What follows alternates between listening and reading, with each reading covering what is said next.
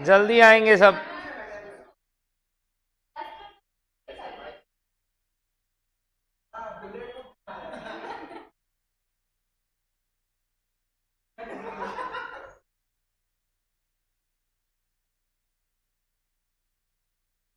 जल्दी आओ।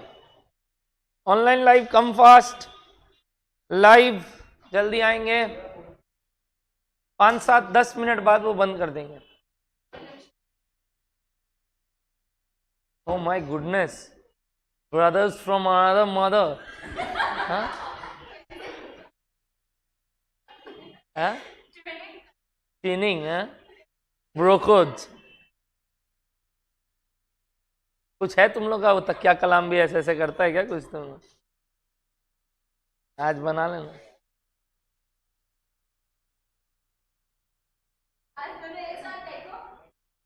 ठीक, आओ। Good morning, good morning, good morning everybody. जल्दी आएंगे। फर्स्ट यूनिट कंप्लीट हो गया था। Good morning, good morning everybody. जल्दी आएंगे। सुनो,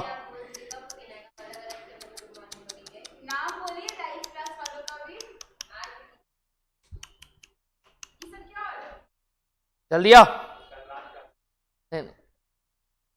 अपने को चढ़ती ही नहीं।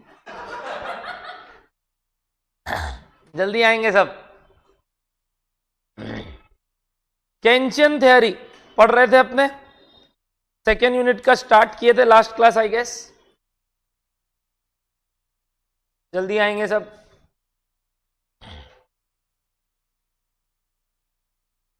कितने सेक्टर्स हो सकते हैं इस दुनिया में एज पर केंशियन?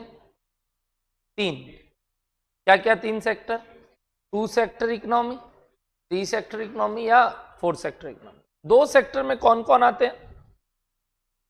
2 सेक्टर में कौन कौन आते हैं? हाउस होल्ड एंड फर्म्स, और उसके बाद हाउस होल्ड फर्म्स और गवर्नमेंट, और उसके बाद house hold firms, government and foreign sector, यानी बाहर, rest of the world. 2 sector economy में इक्विलिब्रियम तब होगा यदि जितना प्रोडक्शन हुआ उतना का उतना कंजम्पशन हो जाए, यानी Y is equals to C, Y is equals to C। But अगर ऐसा नहीं है, यानी हाउस होल्ड कुछ सेविंग्स कर रहे हैं, हाउस होल्ड कुछ, तो वो गुब्बारा होने लगता है। मतलब क्या? लीकेज होना स्टार्ट होता है।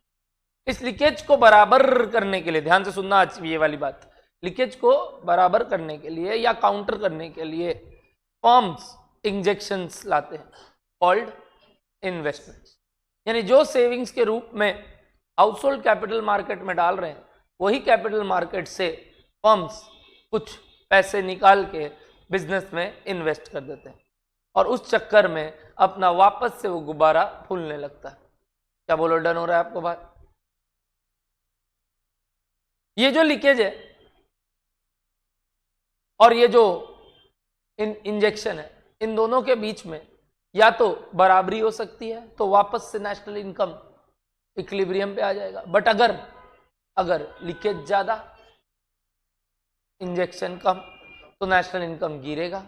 और अगर इन्वेस्टमेंट ज्यादा, ये लीकेज कम, तो नेशनल इनकम बढ़ेगा। याद आ रहा है इतना सा बात? फिर हमने पढ़ा कि कंजम्पशन एक पॉजिटिव फंक्शन है इनकम का। कंजम्पशन एक पॉजिटिव फंक्शन है इनकम का। और for simplicity purpose Keynesian assumed YD is equals to Y, YD is equals to Y। YD मतलब डिस्पोजेबल पर्सनल इनकम। कोई एक बार अगर नेशनल इनकम बोले तो C is a positive function of Y, positive function of Y, यानी FY प्लस। यानी जैसे जैसे Y बढ़ेगा वैसे वैसे C भी बढ़ेगा। तो मतलब अगर 1 रुपया से Y बढ़ता है तो C भी 1 रुपया से लेके 0 रुपये तक कुछ भी हो सकता है। यानी अगर 1 रुपया से Y बढ़ता है तो इट में भी C 0 से बढ़े, यानी पूरा का पूरा सेविंग हो जाए, या फिर C 0.1 से बढ़े, यानी कि 0.9 सेविंग हो जाए, या फिर C 1 से बढ़े, यानी सेविंग 0 हो जाए। तो इट लाइज बिटवीन 0 एंड 1। ये जो 1 रुपया से Y बढ़े तो C कितना से बढ़ता है, इसको एक नाम दिया गया, विच इज कॉल्ड मार्जिनल। मार्जिनल मतलब ही होता है एडिशनल यानी एक्स्ट्रा, है ना, एडिशनल यानी एक्स्ट्रा। मार्जिनल व्हाट, प्रोपेंसिटी, मन, इच्छा, इच्छा, प्रोपेंसिटी मतलब इच्छा, टू व्हाट, कंज्यूम, यानी 1 रुपया इनकम बढ़ने से मेरी क्या चाहत है कि मैं कंजम्पशन कितना से बढ़ाऊं।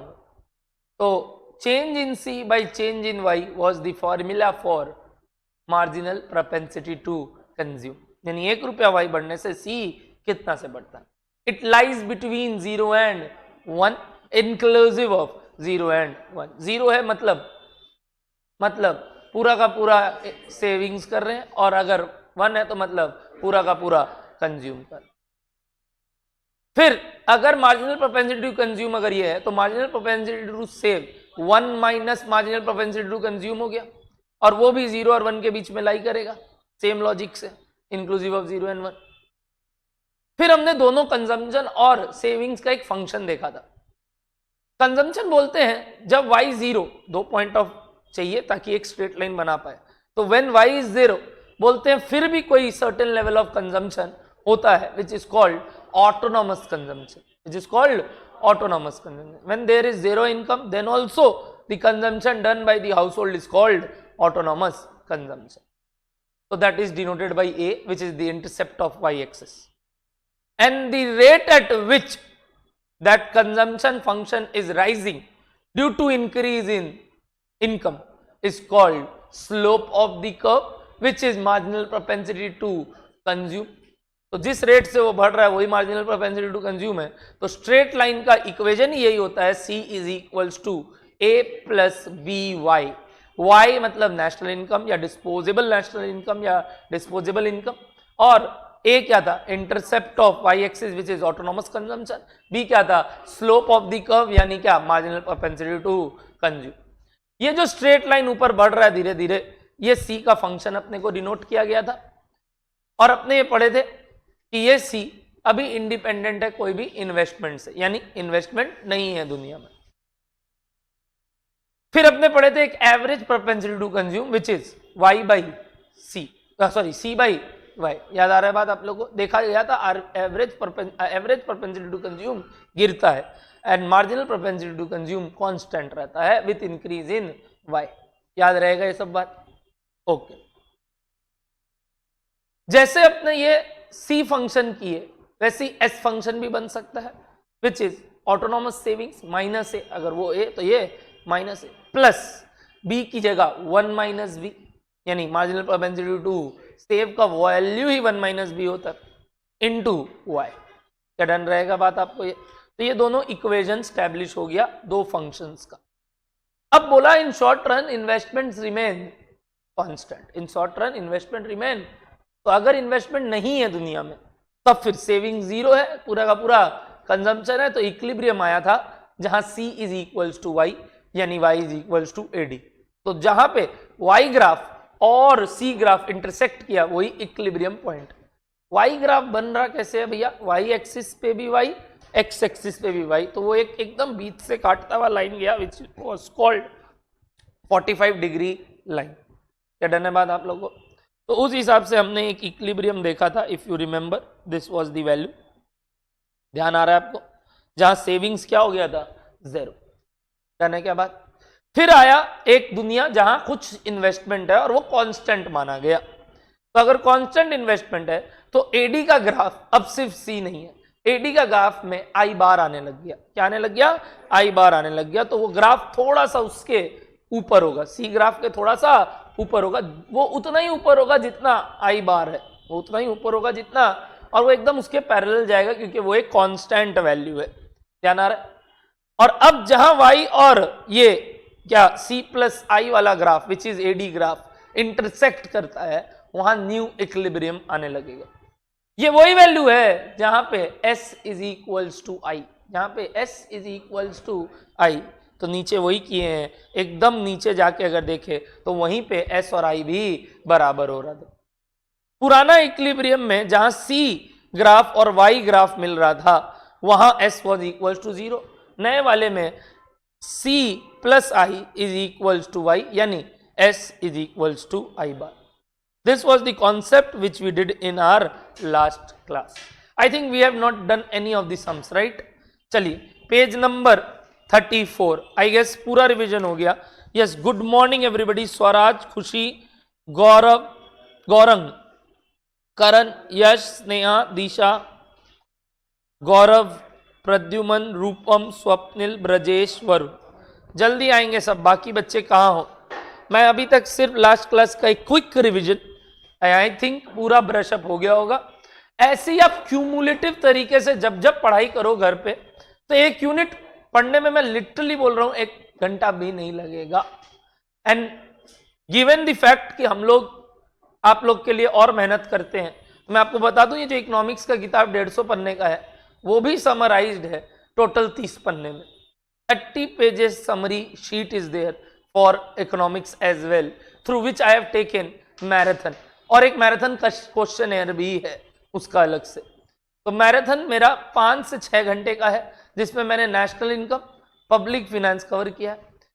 3 घंटे का है जिसमें मैंने मनी मार्केट कवर किया है, और 1.5 घंटे का है जिसमें मैंने एक last chapter international trade cover किया. तो टोटल 10 घंटे का मैराथन है डिपेंडिंग अपॉन इकोनॉमिक्स. मेरे से इतना इससे जल्दी ये सब कवर नहीं किया जा सकता था अलॉन्ग विथ सम्स, सारे सम्स के साथ. तो 10 घंटा इस बार वाले लोग के लिए था वो, और वो भी यूट्यूब पे पब्लिक वीडियो है. उसी तरीके से मैं वापस आप लोग को पढ़ा रहा हूं कि बार बार आप जब पढ़ो तो एक वो क्यूमुलेटिव तरीके से पढ़ना, ताकि बार बार रिवीजन का दरकार ना पड़े. क्योंकि ये एक थ्योरी नहीं है. अगर आप इसको थ्योरी मानोगे तो ये रटने जैसा लगेगा, और अगर आप इसको प्रैक्टिकल अंदाज से समझोगे कभी थ्योरी नहीं लगेगा. And fact is we don't get any marks for writing bookish language in this subject, because highest marks pertaining any theory topic is 3, not 6, not 5, not 8, which you get in your audit, law or any other theory subject. तो यहाँ आपको वैसा language नहीं लिखना है जो आपको एकदम बोलोगे आपकी भैया बुक वाला लैंग्वेज पढ़ाइए, कोई दरकार नहीं है.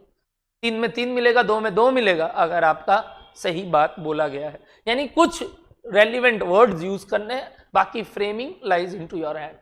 तो इसलिए मैं आपको उसी पे जोर दे रहा हूं. अगर आप वो कर लोगे, मेरे को नहीं लगता कभी दिक्कत आएगा. अब जैसे लोग वैसे पढ़ाते हैं definition of marginal propensity to consume, मेरे से नहीं होता है.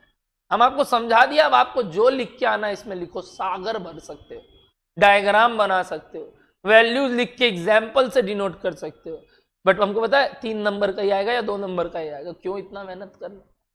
तो या तो रट लो या फॉर्मूला समझ लो. तो देखो फॉर्मूला है, और क्या है इसका ग्राफ है, और क्या है इसका डेफिनेशन है, और क्या है इसका एग्जाम्पल है. क्या क्या लिख लोगे 2 नंबर में? हम तो सब बता देंगे. डन है क्या बात आप लोगों को? चलो आइए वही प्रैक्टिकल क्वेश्चन से इन सब चीज को और समझते हैं. Page number 34, look at the graph. एक ग्राफ दिख रहा है जहां क्या है, एक C function. I guess Harish good morning. एक सी फंक्शन है A plus B Y. X axis पे y और y एक्सिस पे c. कुछ रेलिवेंट वैल्यूज मांगे हैं आपसे नीचे. क्या क्या? MPS, MPC, autonomous consumption, also define C and S function. Beautiful question. सोच के बताओ कैसे फर्स्ट स्टेप करोगे. 1 मिनट, मैं एक बात पूछता हूं. ये जो पॉइंट है, this is something comma something, correct? ऐसा कुछ पढ़े हुए हैं बचपन में, ग्राफ में कैसे बोलते हैं? This point is something comma something. जल्दी बताओ, जस्ट स्टार्ट हुआ है, जल्दी बैठेंगे, रिवीजन कराया था. बताइए व्हाट? 10,000 कॉमा 15,000. ये समझ में आया क्या? यही तो करते थे एक्स एक्सिस और वाई एक्सिस को डिनोट. मतलब अब बोल रहा हूं, जब वाई 10,000 है तो सी 15,000 है. जब y 10,000 है तो c सिमिलरली. इस पॉइंट का मीनिंग आप बोल पाओगे? मीनिंग मतलब मीनिंग जब y 15 है तो c 18. एक second. The very first thing which we can interpret over here is कि y जितना से बढ़ता है और फिर c उसकी वजह से जितना से बढ़ता है, उसको हम क्या बुलाते हैं? Marginal propensity to consume. Marginal propensity to consume, जो आराध्या बोला. यानी सबसे पहले निकालते हैं चेंज इन सी. बताओ चेंज इन सी कितना? 3,000. ड्यू टू कितना चेंज इन वाई, तो 3000 by 5000 is your value for marginal propensity to consume which is 0.6। समझ में आया क्या बात? तो सबसे पहले एमपीसी निकलेगा पॉइंट, लिखोगे आप change in C by change in Y which is, कोई डिफरेंस दिखाओगे यहाँ 18,000 minus 15,000 by 15,000 minus 10,000 which is point MPC. Done everybody? MPC आ गया तो एमपीएस भी बता सकते हो, 1 minus B that is 1 minus 0.6 that is 0.4। Simple. Autonomous consumption, अरे ये तो वो बचपन वाला मैथ सिखाने का बात कर रहा है। बोल रहा है एक पता चल गया इक्वेशन में, क्या पता है? बी, और कोई भी एक पॉइंट पे सी और वाई भी पता है तो ए निकल जाएगा कोई भी एक इक्वेशन से। यानी वी नो, लिखो वी नो या 10,000, अच्छा 10,000 नहीं, सी कितना था 15,000 is equals to A plus B into 10,000। यानी जब ये 10,000 है तब ये 15 है। बी का वैल्यू आपने अभी निकाल लिया, कितना 0.6 ऑफ 10,000 यानी 6,000, और ये इधर गया तो 9,000 रिजर्व। यानी ऑटोनॉमस कंजम्पशन इज 9,000 जो मांगा था शायद, है ना? And find the autonomous consumption, this is called autonomous.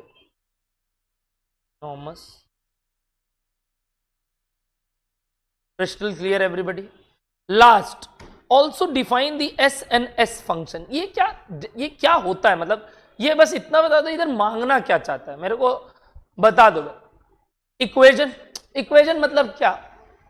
मतलब कैसे बोलोगे? इक्वेशन तो पता ही है, C is equals to A plus B Y. इस इक्वेशन में कुछ वेरिएबल्स को आपको डिफाइन करने और कुछ को नहीं करने। किसको डिफाइन करने का बात कर रहा है? वेरी गुड, ए और बी दोनों को। किसको? ए और बी दोनों को, करेक्ट। वाई और सी को छोड़ देना है, मतलब कोई भी वाई पे कितना सी होगा, यही तो बोलना चाह रहा है। कोई भी वाई पे कितना सी होगा, तो वाई पता होगा तो सी आ जाएगा। तो आपको क्या क्या को डिफाइन करना है जल्दी से बताओ? ए और बी को, ए और बी को जल्दी से बताना। ए और बी डिफाइंड है क्या? तो what is consumption function? Consumption function can be written as C is equals to 9,000 plus 0.6y. Very simple. C is equals to 9,000 plus 0.6y. Very simple. Correct? Similarly, savings function. Try करोगे, मैं नहीं बताऊंगा, पहले कर लो फिर बात करेंगे। Savings function, एक सम्स हुआ है बाबू अभी तक और कुछ नहीं, पहला सम्स कर रहे हैं। उतार मत, वापस से इतना सा बात सुन लेना कोई फायदा नहीं होगा उतार के। मैंने सिर्फ अभी तक पहला सम्स कराया, रिवीजन कराया इससे पहले। Savings function, please everybody ready? बोलो कैसे लिखोगे? S is equals to minus 9,000 plus 0.4y, that's it. वो 9,000 तो ये माइनस 9,000, वो 0.6 तो ये 0.4 हो गया, खत्म। अब आप कोई भी वाई बोलिए, हम उसका सी और एस बता देंगे। Crystal clear everybody? This was the first practical question for this topic. Let us come into topic number 2। जल्दी से देखेंगे क्या बोल रहा है question. Page number 35, question number 2। यहां से आप ज्वाइन कर सकते हैं एवरीबॉडी।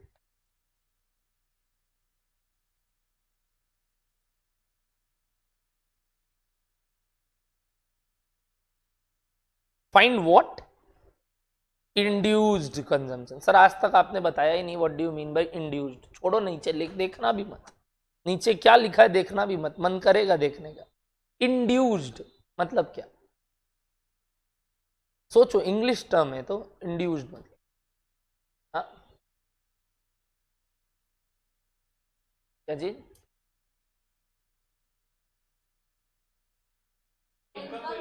मेरे ख्याल से इंड्यूस्ड का मतलब होता है जो चीज कमाया हुआ से हम खर्चा करें। इंड्यूस्ड मतलब मेरे पैसों से मैंने किया, यानी जब आया तो खर्चा किया, जब आया तो खर्चा किया।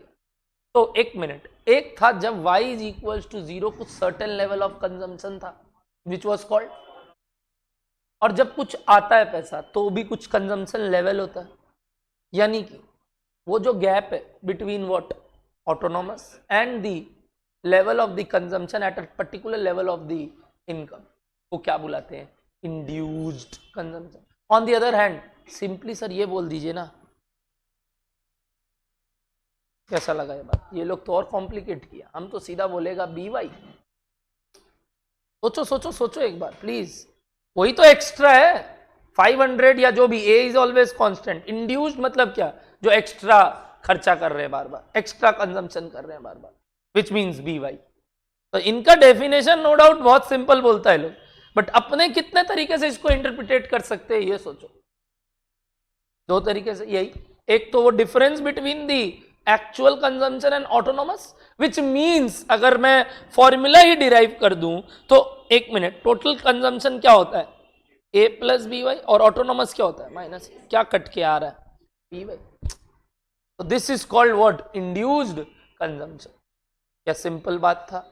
चलो, तो मैं ये बोलना चाह रहा था, अगर मैं ये डेफिनेशन नहीं देता तो थोड़ा सा तो बुद्धि को घुमाओ, इंड्यूस्ड वर्ड का मीनिंग क्या होता है।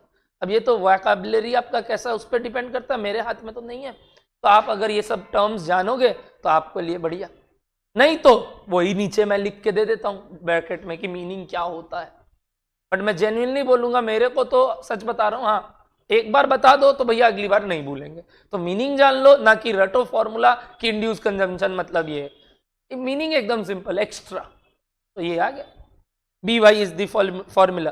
तो आप चाहो तो कई तरीके से सम्स को कर सकते हो। कैसे? सबसे पहले टोटल कंजम्पशन बताओ कितना at y is equal to 40,000, यही तो बोला। जब y 40,000 है, टोटल कंजम्पशन बताओ जल्दी। c is equal to 40,000 into 0.6 कितना? 24 प्लस 5 29। सर कितना बेवकूफी किए हो आप, 24 आ गया था बट आप पहले 5 ऐड किए हो, पहले 5 ऐड किए हो, ठीक। अब आप बोलोगे कि induced consumption is equal to total consumption minus autonomous consumption which is 24। Sir ये पहले भी आ चुका था डायरेक्टली, कैसे? बी वाई करके। तो ये आप अपने इन्फ्रेंस के लिए लिख सकते हो, ऑल दो इंस्टीट्यूट ये बोला है तो सर हम वो करेंगे तो गलत थोड़ी है, बिल्कुल गलत नहीं है।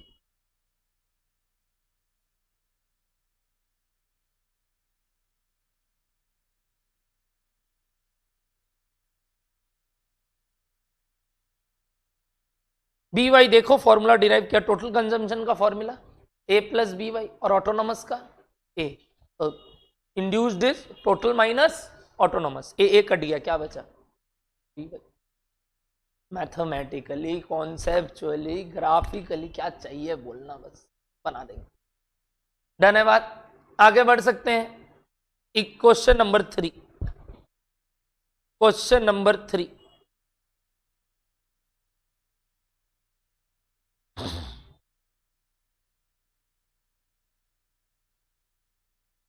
Question number 3 please everybody.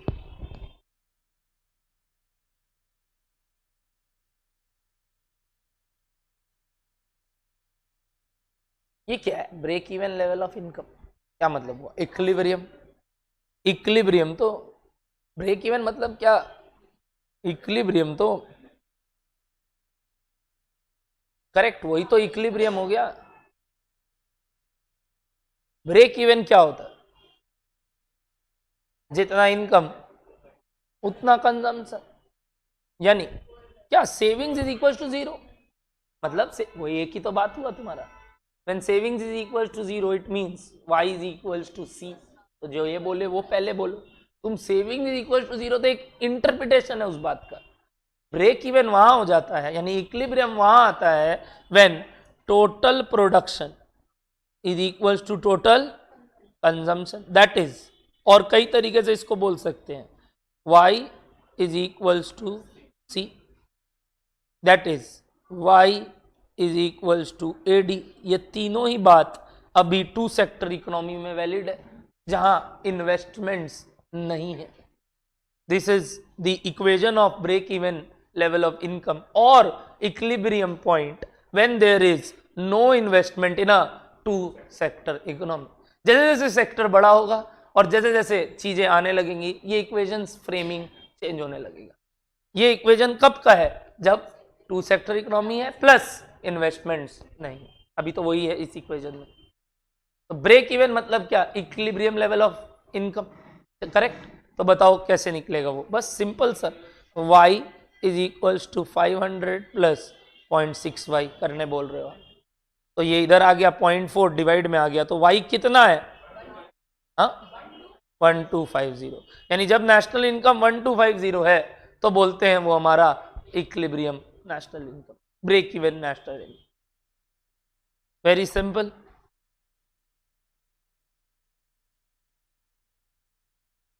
Yes Gaurav, yes Harish, बिल्कुल सही, 1250। Everybody getting the point?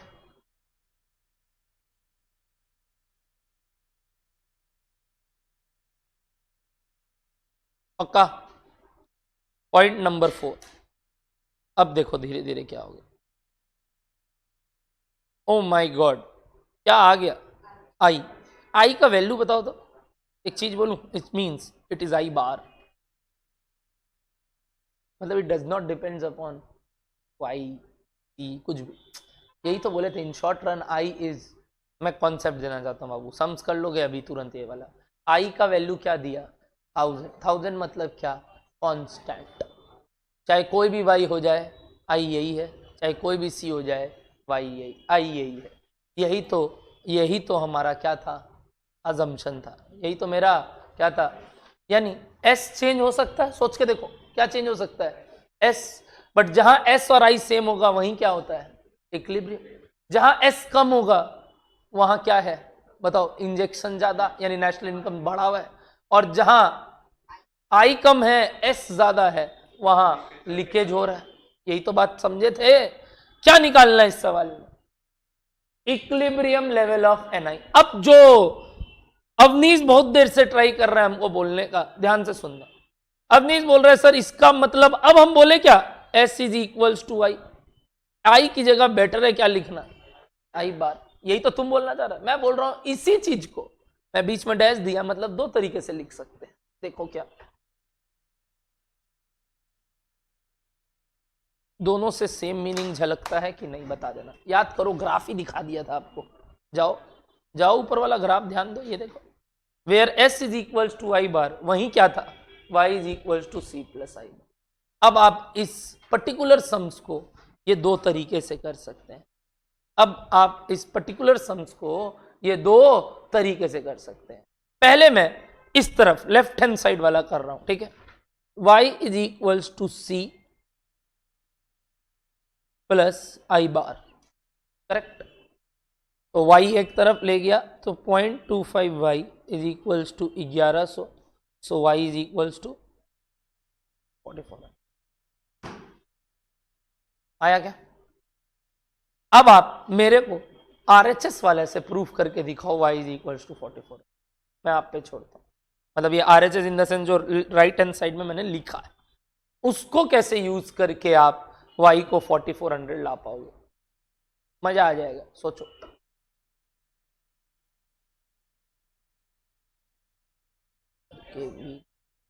बिल्कुल बिल्कुल गौरव, वही करेंगे अभी, अभी वही करेंगे गौरव, वही करेंगे अभी।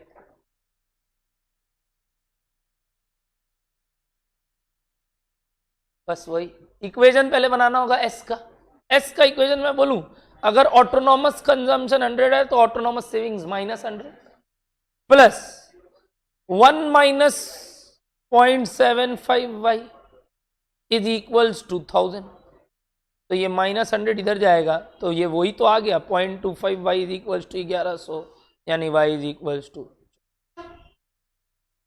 दोनों ही तरीके से प्रूफ हो जाएगा, आपका जो इच्छा कर ले।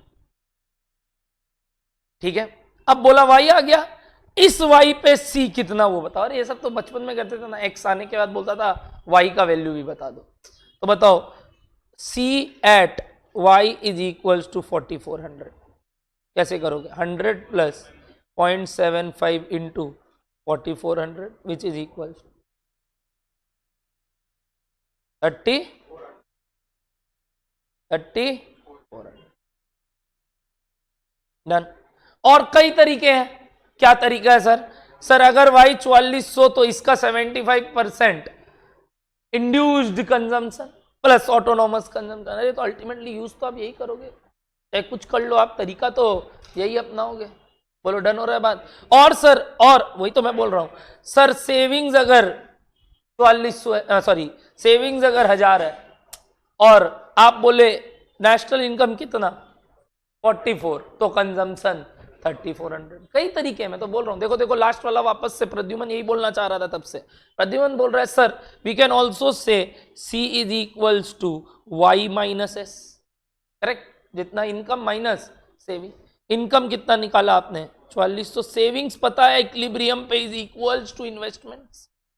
देयरफॉर यहां से भी क्या आंसर आ रहा है 3400। बोलो डन हो रहा है बात? कई तरीके हैं इक्विलिब्रियम पॉइंट पे निकालने के, कई तरीके, बट बेस्ट तरीका यही है क्योंकि जरूरी नहीं है इक्विलिब्रियम पॉइंट रहे। तो इक्विलिब्रियम पॉइंट के ऑफ होने से आपको यही वाला काम करना होगा। ये काम आप अप्लाई अभी मत करना। हाँ कर सकते हो ये काम भी अप्लाई, बट तब S1000 मत लेना, न्यू S आएगा क्योंकि वो इक्वल्स टू I बार नहीं होगा तब, अगर इक्विलिब्रियम पॉइंट पे नहीं है। डन है ना बात? पक्का है एवरीबॉडी? तो ये हो गया C का वैल्यू। कई तरीके से आप C निकाल सकते हो, आई हैव नो इश्यूज। अच्छा है अब आप खोज पा रहे हो सब बात। ये पढ़ो last para.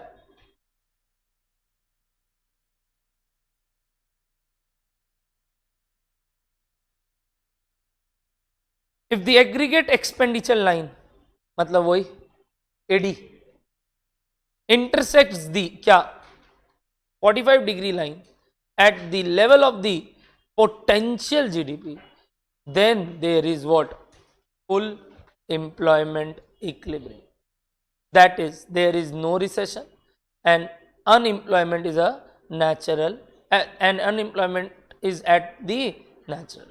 But there is no guarantee that the equilibrium will occur at potential GDP level of output. The economy can settle at any equilibrium which may be higher or lower than full employment equilibrium. क्या बोल रहा है topic? थोड़ा सा सोचो read करते हुए। Equilibrium बोल रहा है केंशन द्वारा 2 ठो आता था, याद करो। इक्विलिब्रियम वहां होता है जहां y is equals to dash, y is equals to dash. गलत, अभी भी गलत बोल रहे हो, यही गलती बोल रहे हो, गलत। AD वो बोल दिया, गलत। सही बोलो, कोई एक जन भी सही बोलो। टेंशन बोला था y is equals to what, पीछे नहीं देखना।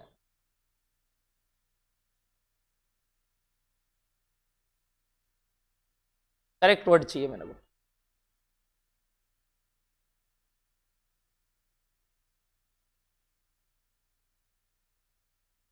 सोचो सोचो, थोड़ा जोर लगाओ, याद करो प्रीवियस बातें, जाओ उसमें दिमाग। AD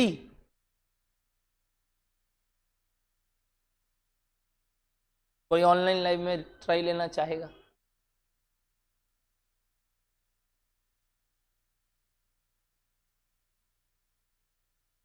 एक वर्ड छोड़ रहे हो,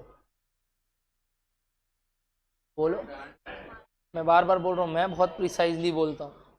y is equals to planned AD, planned AD। वापस से aggregate demand is equals to, यहां वो बात कर रहा है, ध्यान से सुनना, इसलिए एक एक चीज समझाया था।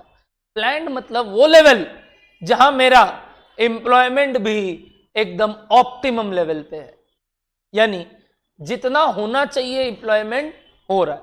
मतलब ऐसा नहीं है कि अनएम्प्लॉयमेंट 0 होगा, कभी इस देश में ऐसा नहीं हो सकता।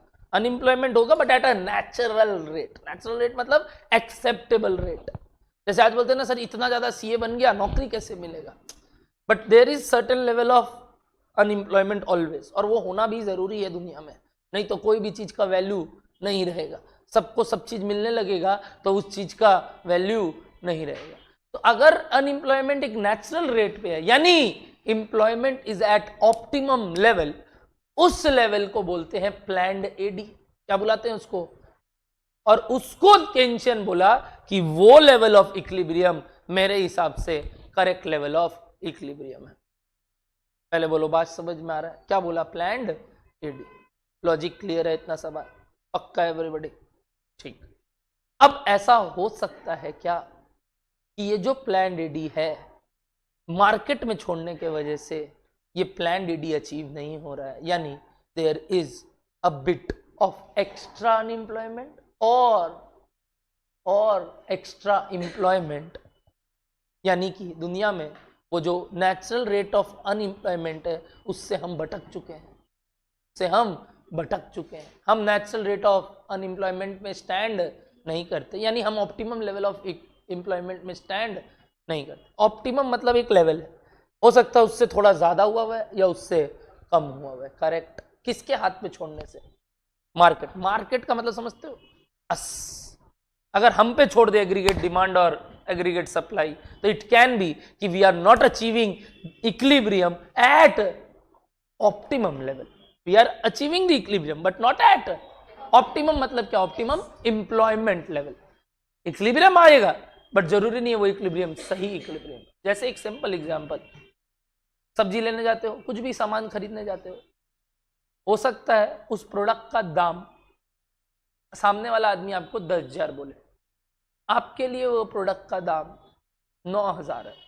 मतलब आपके हिसाब से सेटिस्फैक्शन ऑफ वांट डिमांड के हिसाब से आपके लिए वो दाम, आप बार्गेनिंग चालू करते हो और पता चलता है वो आदमी आपसे मान के 9,000 में आप उससे सामान ले लेते हो, क्योंकि आप ये सोच के रखे हो 9,000 में अगर देगा तो ले लेंगे। इक्विलिब्रियम कहाँ आया?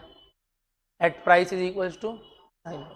बट सही बात बताए तो उस चीज का वैल्यू 9,000 भी नहीं था, उस चीज का वैल्यू कितना था? हो सकता है 8.5, हो सकता है 9.5, हो सकता है 8.5, हो सकता है 9.5। यानी इट मे बी कि कॉम्प्रोमाइज किया सप्लायर, या इट मे बी कंज्यूमर के पास कुछ रेलिवेंट नॉलेज नहीं था जिससे वो उस चीज के लिए ज्यादा पे करके आ गया।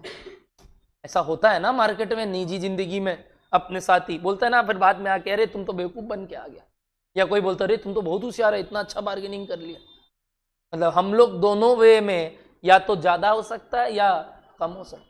यही तो हो गया जो उसका एग्जैक्ट सोशल वैल्यू था 8.5 या 9.5, उस पे हमने ट्रेड नहीं किया, बट ट्रेड हुआ है at any other point which is equilibrium as per market, which cannot be same as equilibrium as per tension, which may not be same as equilibrium as per tension, which means y is equals to dash AD, planned AD।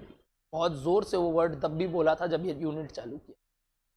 Planned AD मतलब वो level of AD जहां employment optimum level पे, maximum नहीं बोला, optimum बोला।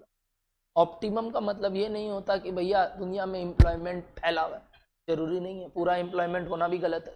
There should be some unemployment at natural rate. अब पढ़ो ये पैराग्राफ दोबारा से, देखो कितना क्लियरली एक एक बात मतलब होता है ना जमेगा। Please everybody will read this, मजा आ जाएगा समझ के।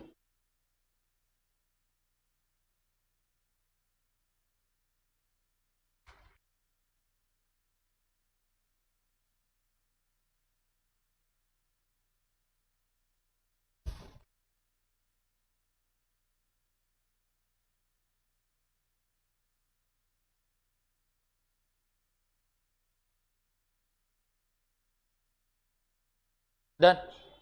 पोटेंशियल वही मतलब तुम्हारा जो सही हो सकता था, ये देखो कहाँ है।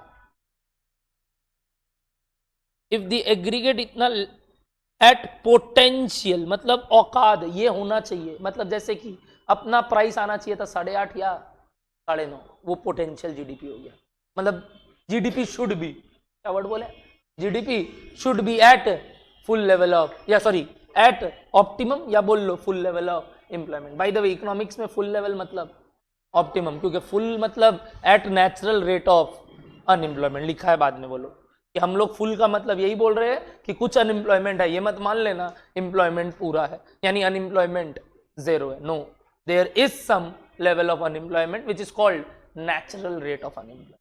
देखो वो लोग समझा दिया इसलिए, देखो ये लोग यही बोला है फुल एम्प्लॉयमेंट का मतलब रिसेशन नहीं है, बट इसका मतलब ये नहीं अनएम्प्लॉयमेंट नहीं है, अनएम्प्लॉयमेंट है but at a natural rate.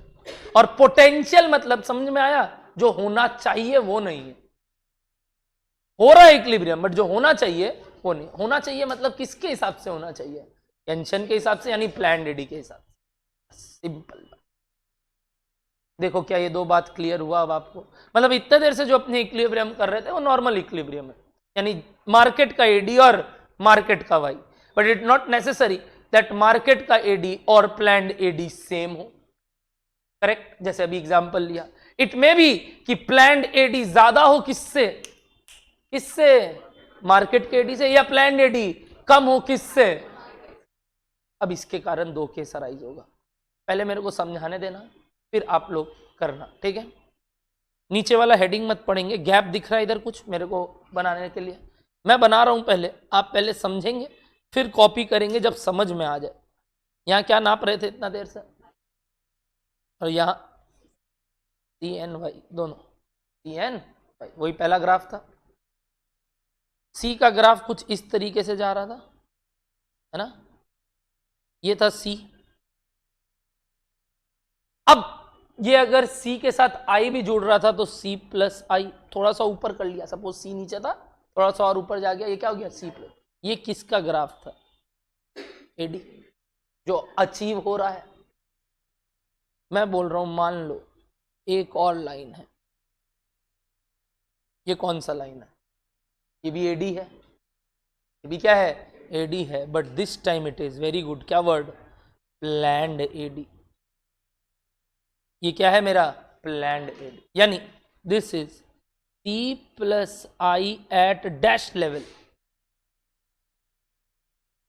Very good. अब फुल एम्प्लॉयमेंट वर्ड यूज करना, क्योंकि अपने को समझ में आ गया ये लोग फुल एम्प्लॉयमेंट वर्ड यूज करता है ऑप्टिमम पे, ठीक। क्या बोलो, ये बात समझ में आया क्या? दोनों एडी ग्राफ सबको क्लियर है? एक एडी एज पर अस, मतलब जो हम दुनिया में कर रहे हैं, और एक एडी जो टेंशन के हिसाब से होना चाहिए।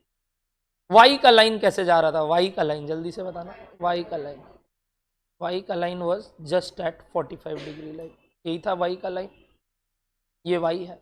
इक्विलिब्रियम मार्केट में कहां अचीव हो रहा है, इक्विलिब्रियम मार्केट में कहां अचीव हो रहा है, where AD is equals to Y, this is my equilibrium achieved, which means this is my what, NI या national income at current level, correct. But क्या ये वो ही पोटेंशियल NI है कि पोटेंशियल NI इससे ज्यादा होना चाहिए था, कहीं यहां होना चाहिए था इक्विलिब्रियम, यानी पोटेंशियल NI ये वाला है। This NI is called potential क्या, NI, that means NI at, बोलो, फुल एम्प्लॉय, यानी अभी अपना क्या हुआ हुआ है, अभी अपना क्या हुआ हुआ है, नहीं नहीं नहीं, मतलब इक्विलिब्रियम कहाँ है, कम कि बेसी, कम पे है, यानी इक्विलिब्रियम को क्या करना है, बढ़ाना है, so as to reach at there. और करंट स्टेट क्या है, कम। इसको मैं दो नाम दे रहा हूं, एक ऑफ द ऑप्शन राइट है। दुनिया में इन्फ्लेशन है कि दुनिया में डिफ्लेशन है या रिसेशन है, करेक्ट वर्ड बोलो, बताओ। दुनिया में इन्फ्लेशन आया हुआ है कि दुनिया में रिसेशन आया? करंट लेवल पे क्या हुआ हुआ है, करंट लेवल पे क्या है, इक्विलिब्रियम कम है, होना क्या चाहिए।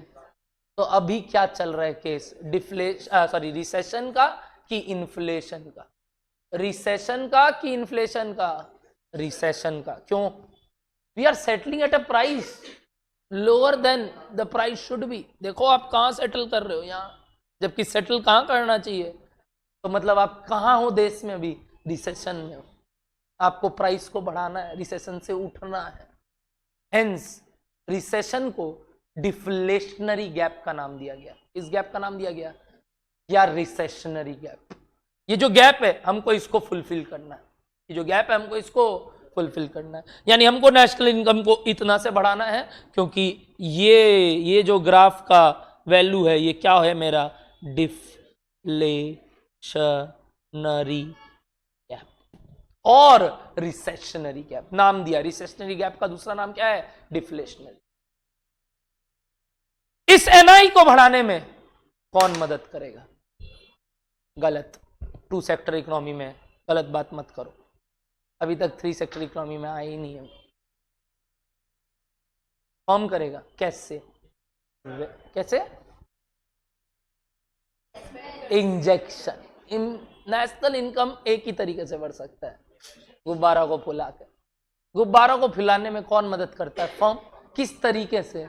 इन्वेस्टमेंट बढ़ा के। यानी अगर अब हमको रिसेशनरी गैप से उठना है किस सेक्टर में, तो हमको क्या करना पड़ेगा? The only option remains increasing investment. The only option remains increasing investment. यानी कुछ इन्वेस्टमेंट लाओ जिसके कारण ये नेशनल इनकम बढ़े। हाउस होल्ड कैसे मदद करेगा? हाउस होल्ड तो अपना सेविंग और कंजम्पशन वैसे ही कर रहा है जैसे जैसे वही है। गलत बात, यही तो मैं बोल रहा हूं गलत है। इक्विलिब्रियम आ चुका है, 1 मिनट, उसका डाउट सुनना। वो बोल रहा है मतलब आई बढ़ रहा है मतलब एस भी बढ़ रहा है, मैं तो बोल रहा हूं नहीं, ये नहीं हो रहा है। इक्विलिब्रियम आ चुका है यानी S is equals to I bar. अब इन्वेस्टमेंट बढ़ा रहे हैं, एस नहीं बढ़ रहा है, एस अभी भी उतना ही हो रहा है। यही तो चीज हो रहा है कि हम जो इक्विलिब्रियम पे है वहां क्या है, S is equals to I. तो यही तो पॉइंट है जहां S is equals to I. पहले सोचो ये कौन सा पॉइंट है जहां S is equals to I, correct, current level of I. S का ग्राफ तो वैसा का वैसा ही है, चेंज क्या होगा, वो जो आई बार है उसको थोड़ा उठना होगा ताकि वो नए जगह इंटरसेक्ट करे किससे, एस से, ताकि क्या आ सके, ऑप्टिमम। इसलिए वो दोनों ग्राफ बनाया, बट अभी पहला वाला ग्राफ का डायग्राम दिखाया। तुम सेकंड ग्राफ का सोच खुद, 1 मिनट। सेकंड ग्राफ वाले में आई बार कहाँ टच कर रहा था, एस को, यहाँ। और यही पॉइंट तो अभी ये वाला पॉइंट जो है ये वाला पॉइंट है, हाँ, गेटिंग माई पॉइंट, ये वाला। अब इस वाले पॉइंट तक अगर आना है तो देखो क्या करना होगा, तुम खुद सोचो। अगर एस ऐसे ही भागेगा तो इस आई बार को थोड़ा ऊंचा आना होगा, यानी वो इस तरीके से जाना होगा जहां ये इसको इंटरसेक्ट करे, यानी प्लैंड वाला अगर ये लाइन है तो यहाँ इक्विलिब्रियम। तो कैसे मतलब अपने ऑप्टिमम या पोटेंशियल एनआई तक जा सकते हैं? By increasing I in which sector economy. Logic clear है? वाइसे वर्सा अगर दुनिया में क्या हुआ है, सोच के देखो प्लीज, अब अपना बुद्धि लगाओ। अगर दुनिया में क्या हुआ है, एडी जो लेवल है वो already at a higher level है देन दी प्लैंड एडी, यानी ये ग्रीन लाइन अगर नीचे आ जाए, ये ग्रीन लाइन अगर नीचे आ जाए तो देखो 1 मिनट सोच के देखना, मैं यही बनवा रहा हूं, आप बनाना मत, मैं वापस से फ्रेश बना दूंगा। ये है लाइन, ये लाइन नहीं है, ये लाइन हट गया। तो अब यहां पे इक्विलिब्रियम आना चाहिए, बट इक्विलिब्रियम कहां है, यहां पे है, यानी ये नेशनल इनकम होना चाहिए, नेशनल इनकम यहाँ है। नेशनल इनकम को क्या करना है, नेशनल इनकम को क्या करना है, कम करना है। यानी अभी दुनिया में क्या है, dash gap, very good, good name, inflationary gap अगला टॉपिक ही वही है। क्योंकि अगर इसको डिफ्लेशनरी गैप या रिसेशनरी गैप बुलाते हैं तो उस गैप को क्या बुलाएंगे, री इन्फ्लेशनरी गैप। कैसे करेंगे? गलत, गलत, वो तो नहीं चेंज करेंगे, वो तो अपना प्रपोर्शन में बढ़ेगा, इन्वेस्टमेंट गिरा के। We can only manipulate I right now. हम लीकेज नहीं करेंगे, हम इंजेक्शन को कम कर देंगे। यानी जो आई अभी 1000 पे है उस आई को 800 पे ले आएंगे। जैसे 1000 को 1500 पे पहुंचाए थे पहले वाले केस में, वैसे अब आई को क्या कर देंगे, नीचे। देखो वही चीज ऊपर, वही चीज देखो ना इधर। अभी इक्विलिब्रियम कहाँ आ रहा है, यहाँ। से फॉर एग्जाम्पल हमको यहाँ चाहिए, जो कि मेरा क्या था, ये वाला लाइन, से फॉर एग्जाम्पल प्लैंड एडी। तो अगर यहाँ चाहिए तो हमको इतना पता है कि एस फंक्शन तो यहाँ रहेगा, तो हमको इस आई को क्या करना होगा, नीचे गिराना होगा। so as to achieve the correct level of equilibrium. तो आप छेड़छाड़ किसके साथ करते हो? इन short run it remains constant. अब ये क्या बात कर रहे हैं, चेंज हो रहा है, प्लान्ड के हिसाब से नहीं, तो चेंज करना पड़ेगा. तो किसको छेड़ते हैं? आई को, विच इज एन इंजेक्शन. यानी जब जब टू सेक्टर इकोनॉमी में इक्विलिब्रियम तो है बट प्लान्ड इक्विलिब्रियम नहीं है या पोटेंशियल नेशनल इनकम नहीं है, तो या तो दो गैप है, डैश और डैश, डिफ्लेशनरी या रिसेशनरी या फिर इन्फ्लेशनरी. डिफ्लेशनरी गैप है मतलब सोचते हैं कि जो इक्विलिब्रियम इनकम आया हुआ है वो कम है पोटेंशियल इनकम से. On the vice versa effect, inflationary gap है मतलब जो इक्विलिब्रियम इनकम आया हुआ है वो ज्यादा है पोटेंशियल. पहले वाले केस में डिफ्लेशनरी गैप को खत्म करने के लिए क्या हथकंडे हैं मेरे पास?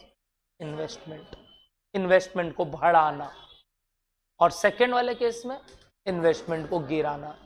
अब बात आता है कितना से बढ़ाना और कितना से गिराना, बाद में सोचेंगे इसके, बट पहले कॉन्सेप्ट तो लो. मैं जेन्युइनली बोलता हूँ, आपका सब पढ़ा हुआ है, as an called investment multiplier बोल के भी आएगा, थोड़ी देर में आएगा, बट कारण तो समझो वो टॉपिक का जन्म क्यों हुआ. Why investment multiplier? To fulfil these two gaps, either in recessionary gap और इन्फ्लेशनरी. Very interesting. और इकोनॉमी समझोगे तब तो अप्लाई कर पाओगे, वरना क्या करोगे? फॉर्मूला दे देंगे, दो सम्स कर लेना. मजा तो तब आएगा जब इसको रियल लाइफ में हम सोच पा रहे हैं, अच्छा ऐसे होता है. और आपको चाहिए नेशनल इनकम बताओ तो देश का कितना, अरे क्या करोगे वो ज्ञान जब तक यही नहीं पता उसको छेड़छाड़ कैसे करते हैं. Done everybody?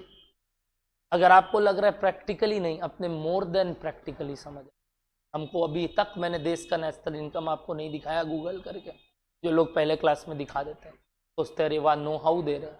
वो नो हाउ नहीं है, ये नो हाउ, ये असली नो हाउ. क्योंकि अगर ये समझ में आने लगेगा ना तो तुम खुद के खुद गूगल करने लगोगे. क्या पता है कि आज अगर इतना था कल कितना था, क्या हुआ इसके वजह से.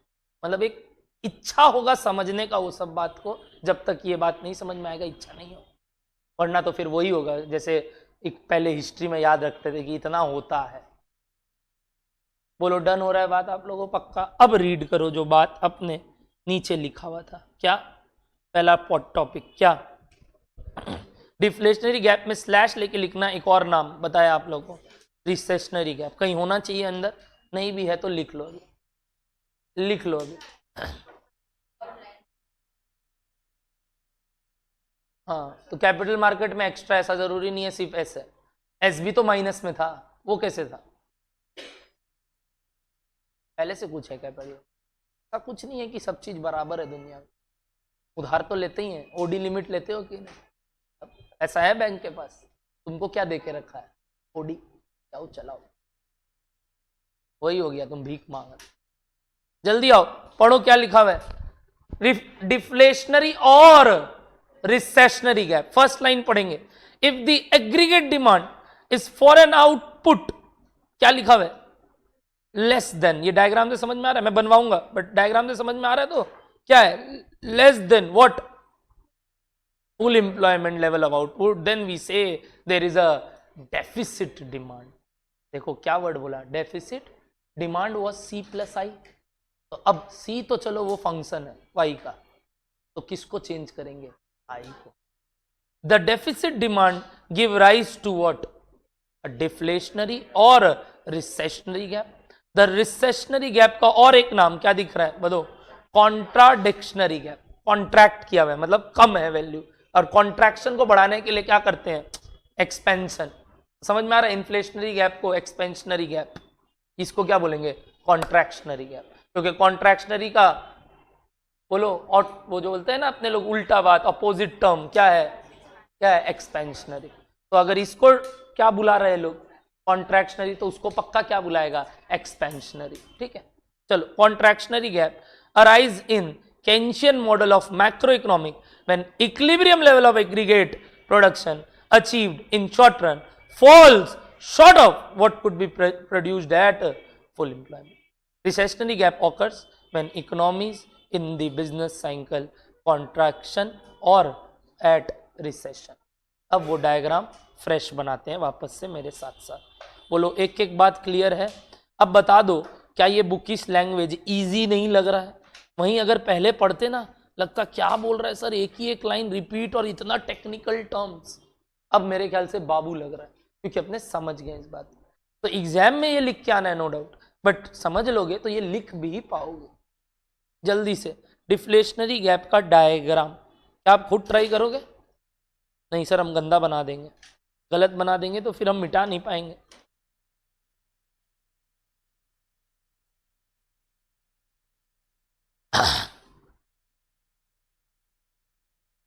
तैयार एवरीबॉडी? तो बता देना।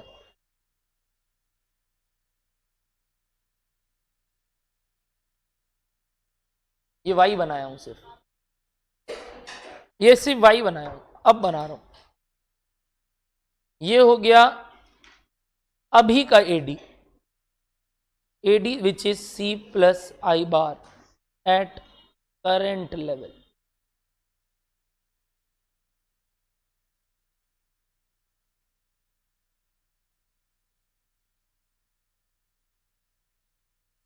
ये हो गया AD which is also c plus I bar but at full employment.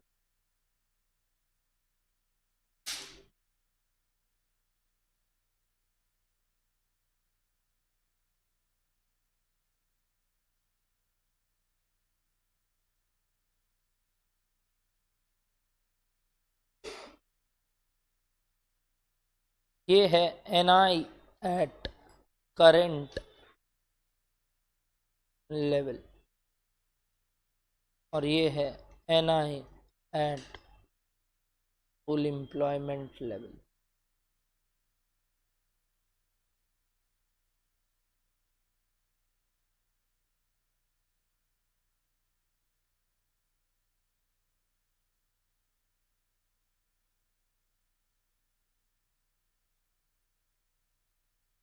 This gap is called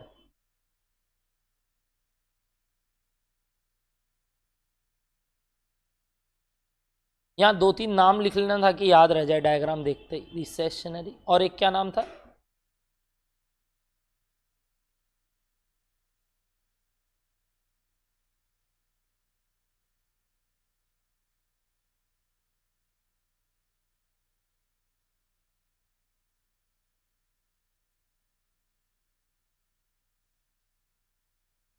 correct, मतलब अपने नेचुरल लेवल ऑफ अनएम्प्लॉयमेंट पे नहीं है क्या? कहाँ पे मिस हो रहा है? दोनों ही इक्विलिब्रियम पे ही मिस हो रहा है, दोनों जगह से। तो दोनों ही बात नहीं मान रहे। क्या हो रहा है? पल्ला भारी किसका हो गया समझ रहे हो? कंज्यूमर का। सप्लायर को झुकना पड़ रहा है कि कम दाम में देना पड़ रहा है, जबकि वो दाम सही नहीं है उसके लिए।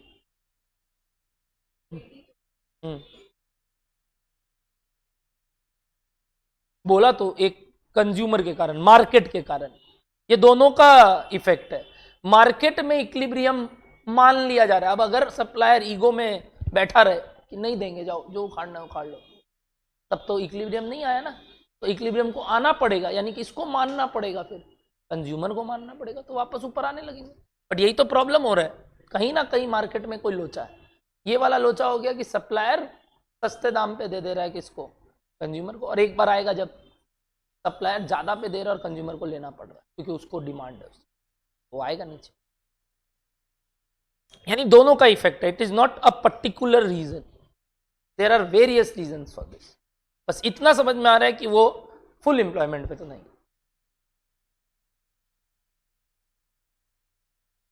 डन। यानी नेशनल इनकम कम है अभी जो होना चाहिए उससे। देखो वही बात नीचे लिखा हुआ है, क्या पढ़ो तो।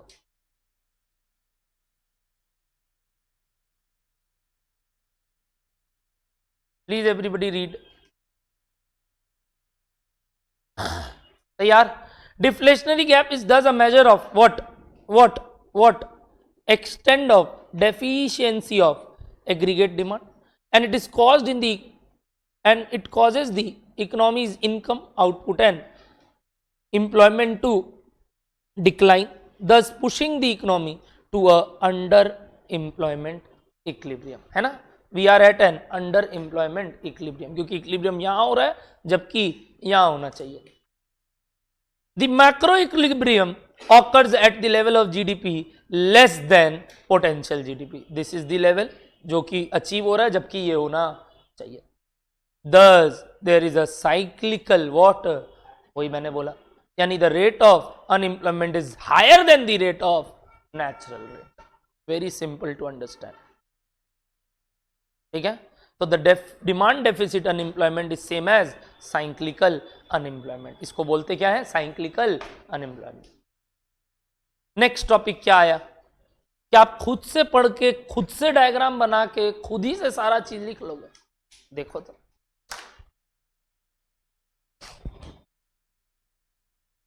इन्फ्लेशनरी गैप का दूसरा नाम, वेरी गुड, एक्सपेंशनरी गैप।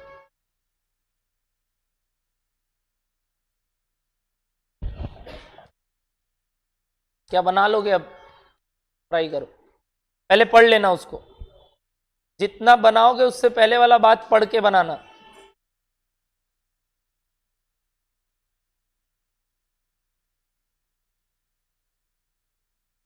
सोच सोच के, हाँ, दिमाग लगा के अपना।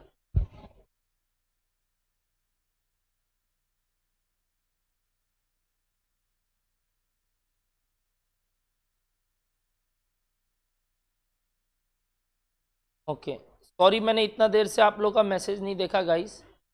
Okay, Rupam, plan ready, yes yes yes, repeat the question, ठीक है। Recessionary, increase in investment, very good, Yash and खुशी। गौरव भैया एज अनएम्प्लॉयमेंट तो होगा ही, फिर पोटेंशियल एनआई कभी अचीव नहीं होगा। रिसेशन में इन्वेस्टमेंट इंक्रीज, इन्फ्लेशन अगर हो तो investment decrease. Sir aggregate demand कभी प्लान एडी से ज़्यादा भी हो सकता है, वही तो अभी कर रहे हैं। स्वप्निल, आपके पास एआई है, हमारे पास नेचुरल इंटेलिजेंस है। Okay, very good. Everybody doubt clear? जिनका भी जो भी डाउट था, गौरव, हरीश और कौन, एक और जन, एक और गौरव, नहीं गौरव ही है वही।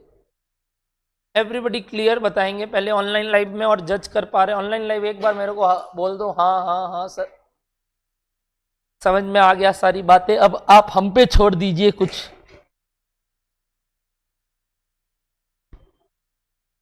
हम भी समझदार आदमी हैं। ओके,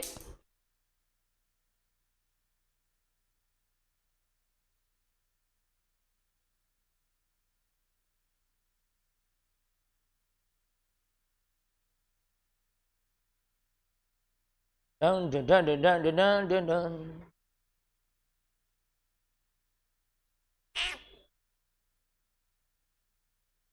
जल्दी, आज कम से कम वो सीधा तो बैठा है।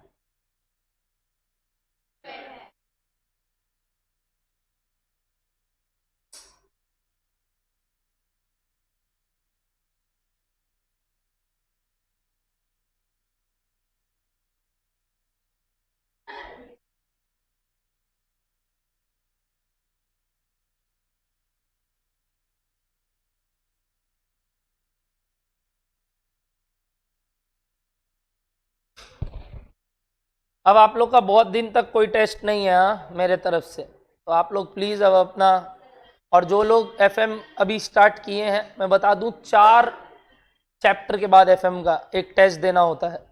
तो जब आपका वो 4 चैप्टर हो जाए, डूली टेल मी कि भैया हम टेस्ट देने के लिए तैयार हैं। 4 चैप्टर होने के 1 हफ्ता बाद बोल देना, 4 चैप्टर कर लो एफएम का, जो लोग का बचा। वरना वापस से एफएम का टेस्ट कब आएगा? और 4 चैप्टर के बाद, जिसमें अभी तक 2 ही हुआ है और 2 बचा है। इस चैप्टर के बाद we are going to start with next chapter of economics, public finance, वो भी 5 से 6 क्लास लेगा। उसके बाद we will again start with FM का एक topic which is called dividend policy related to cost of capital chapter. तो तब तक आई ओनली वांट कि आपका एटलीस्ट कॉस्ट ऑफ कैपिटल तक हो जाए, वो भी एटलीस्ट। अगर उससे ज्यादा कर सकते हो, टाइम है तो कंटिन्यू, ठीक है, रुकना नहीं है। और फिर अपने dividend policy and one more chapter cash management छोटा सा करके 8 चैप्टर पे टेस्ट लेंगे, which was previous 4 and new 4। Working capital के क्लास में दिक्कत हुआ है, वो ठीक करने का मैं बहुत कोशिश कर रहा हूं, अंत में नहीं होगा तो मैं आपको लिंक्स दे दूंगा 3rd और 5th का। हरीश तुम्हारा पेपर चेक होके मिल जाएगा, अगर कलकत्ता में हो तो आ जाओ मेरे से करवाने प्लीज। हाँ, I can't remember each and everything every day, you just need to come and resolve it. आप अगर वेट करोगे कि हमको ये बोलेगा हम कर लेंगे, वैसे नहीं होगा। जल्दी से डायग्राम बन गया क्या? इच्छा नहीं हो रहा बनाने का।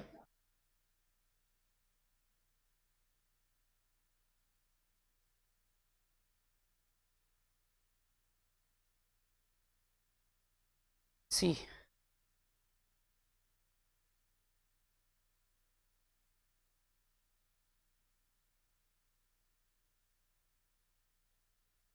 अब बंद कर, अब बंद, सही याद दिला दिया तुम लोग, अच्छा आदमी।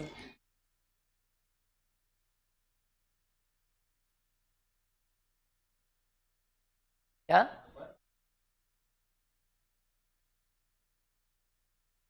टन टन टन टन,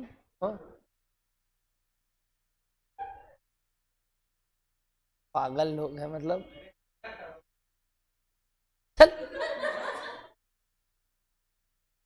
इस बार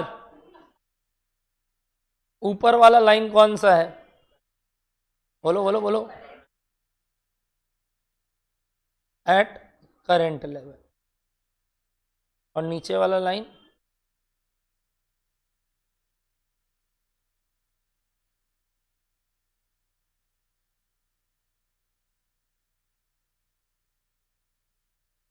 NI at full employment, NI at current level. एक सेकेंड, ये गैप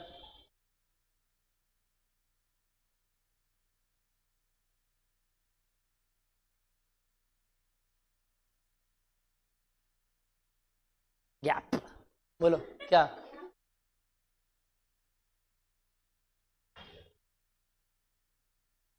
ये नहीं बोलूंगा मैं।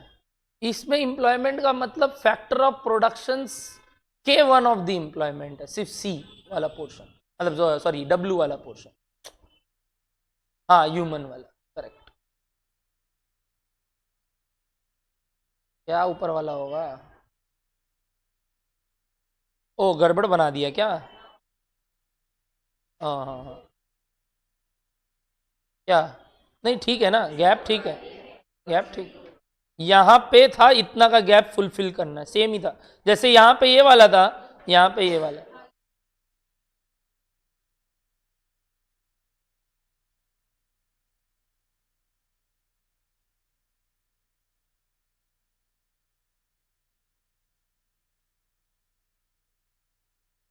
ठीक, आगे बढ़े।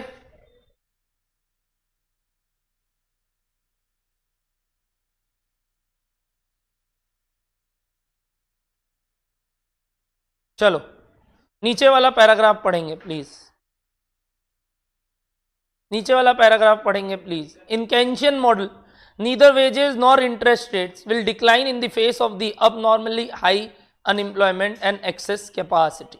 तो कुछ कांस्टेंट वाली बातें कर रहे हैं, नेवरदलेस अपने ये वाला लाइन कोई काम का नहीं।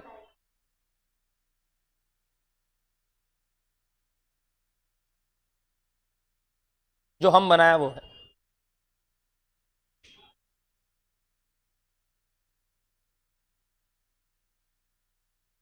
एक ही बात है, सुनो, इधर से बोलो चाहे इधर से बोलो, गैप बोलने का कोई वो नहीं है। गैप का मतलब सिर्फ होता है एरिया जो कम हो जा रहा है जिसके कारण।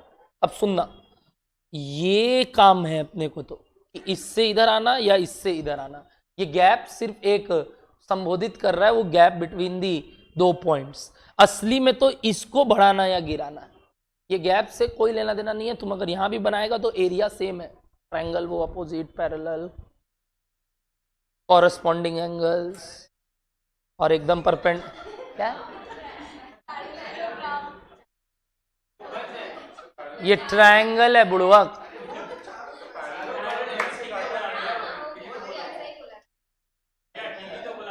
पैरेललोग्राम का डायगोनल, तो इस वजह से दोनों से।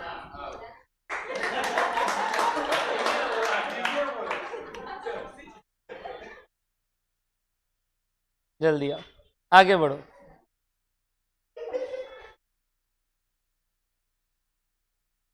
हरीश ऐसे मेरे लिए पॉसिबल नहीं, आके ले जाना, जल्दी आओ। देयरफॉर क्या लिखा हुआ है, पढ़ो पढ़ो। बोल रहा है आप हमको आपका पेपर चेक करके नंबर बता दिए, हमको फोटो खींच के भेजिए, आके ले जा। देयरफॉर बताओ क्या, output will remain at less than the full employment rate as long as there is inefficient spending in the economy. Keynesian argued that this was precisely what happened during the Great Depression. वो यही बोलना चाह रहा है, great depression जब भी होता है उनके वन ऑफ द रीजंस यही होता है। Underline the word to nullify what? Recessionary gap. We need to introduce an injection in two sector economy and we know dash is an injection. अब सुनना यहाँ, एक और लाइन लिख लो, to cover the dash gap. बताओ क्या, we need to dash an injection, that is injection और ब्रैकेट में इन्वेस्टमेंट लिख लो। बताओ क्या होगा, दोनों डैश डैश, ये क्या है, इन्फ्लेशनरी गैप। तो यहां क्या करना होगा, डिक्रीज या रिड्यूस वर्ड लिखो।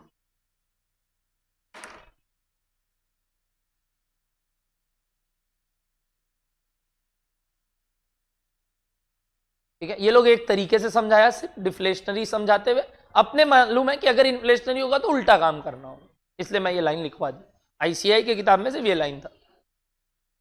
आगे बढ़े, अब मैं इसको बड़ा ही मजेदार रूप में समझाऊंगा, जिसमें क्या लिखा हुआ है, सपोज क्या, ऑब्वियसली एक ग्राफ चाहिए तो जो करंट लेवल पे है, क्या ग्राफ दिया है बताओ तो, ग्राफ का क्या स्लोप है, क्योंकि वो जहां काटता है वो तो स्लोप पे डिपेंड करता है, क्या, MPC which means marginal propensity to consume, कितना दे दिया, 0.6। बड़ा लॉजिकल वे है, ध्यान से सुनना। हमको क्या निकालना है, क्या करना है, या तो नेशनल इनकम बढ़ाना है या तो नेशनल इनकम गिराना है। अभी कौन सा केस मान के कर रहे हैं समझो, रिसेशनरी गैप है, मतलब बढ़ाना है। बढ़ाने के लिए हथकंडे बताओ, इन्वेस्टमेंट को क्या करना होगा, बढ़ाना। से फॉर एग्जांपल, से NI एट, पहले मेरे को लिखने देना, eight current level is ₹50,000 crore, ठीक है, and NI at full employment level, बताओ ज्यादा लिखूं कि कम, ज्यादा लिख देता हूं, इज सपोज 64,000 करोड़। 64 से थोड़ा एब्रप्ट फिगर आ जाएगा, मैं एक काम करता हूं, अच्छा ठीक है रुको, इज पॉइंट या 72,000, ठीक है, 72,000 करोड़ चलेगा। यानी दुनिया में क्या है, इट मीन्स क्या है दुनिया में, बोलो, रिसेशन, रिसेशनरी गैप है, ठीक है, रिसेशनरी गैप है।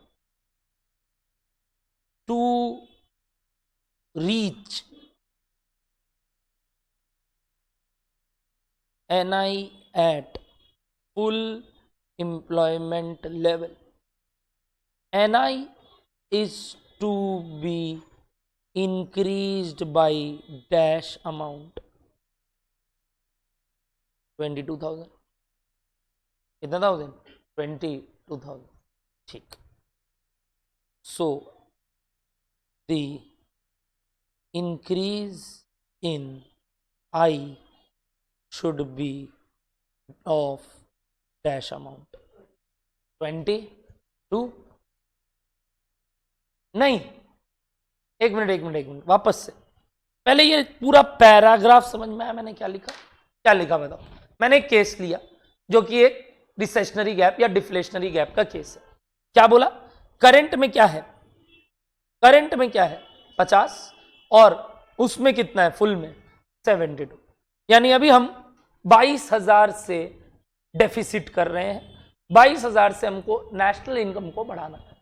नेशनल इनकम को बढ़ाने का तरीका आई है, तो अगर आई बढ़ाना है तभी तो एनआई बढ़ेगा। एनआई कितने से बढ़ाना है वो तो पता चल गया, बट एनआई को 22 से बढ़ाने के लिए आई को कितना से बढ़ाना है, यही तो बात अभी तक बचा था सर। जो आप बोल रहे थे मेरे को कि आप इतना बता दिए आई एक इंजेक्शन है, इसको बढ़ाने से एनआई बढ़ेगा, बट कितना से ये आप सिखाएंगे। 22 से नहीं होगा, कितना से होगा मैं बताता हूं, ध्यान से सुनना, ध्यान से सुनना प्लीज एवरीबॉडी, ध्यान से सुनना। पहले आप ये बात लिख लो यार जो मैंने लिखा, थोड़ा छोटा करके लिखना, कारण मैं एक लाइन और करवाऊंगा यार। मैं थोड़ा बड़ा करके लिखा हूं, आप थोड़ा छोटा करके लिखना। मतलब एक ही लाइन में हटा देना ये वाला बात, थोड़ा शॉर्ट फॉर्म यूज करके, और इसको भी थोड़ा तरीके से लिख के। हम मिटा देंगे, जल्दी लिखो।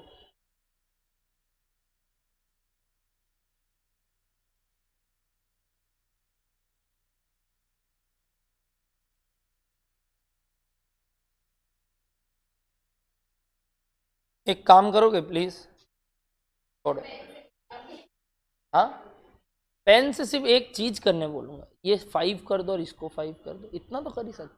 अरे यार थैंक यू यार पहुंचे ही नहीं बोलता। 75,000 कर दो और हेंस उसको 25,000 कर दो, बस इतना तो कर ही सकते हो मेरे लिए। नहीं इतना भी नहीं कर सकते, दुख होगा। क्या क्या क्या बोला? ओह अबे मेरे को हार्ट अटैक आ गया, इतना बटर लगाया।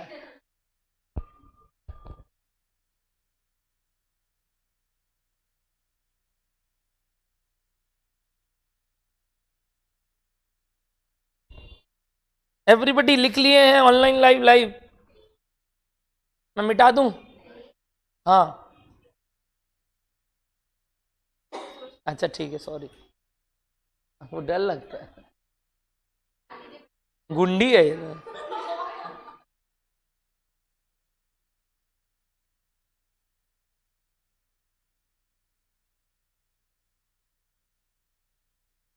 लोगों का पेन अभी भी चल रहा है। हाँ हाँ बिल्कुल एकदम सही, यही चीज जैसे बनाना है बनाओ, क्वेश्चन मार्क पेंसिल से।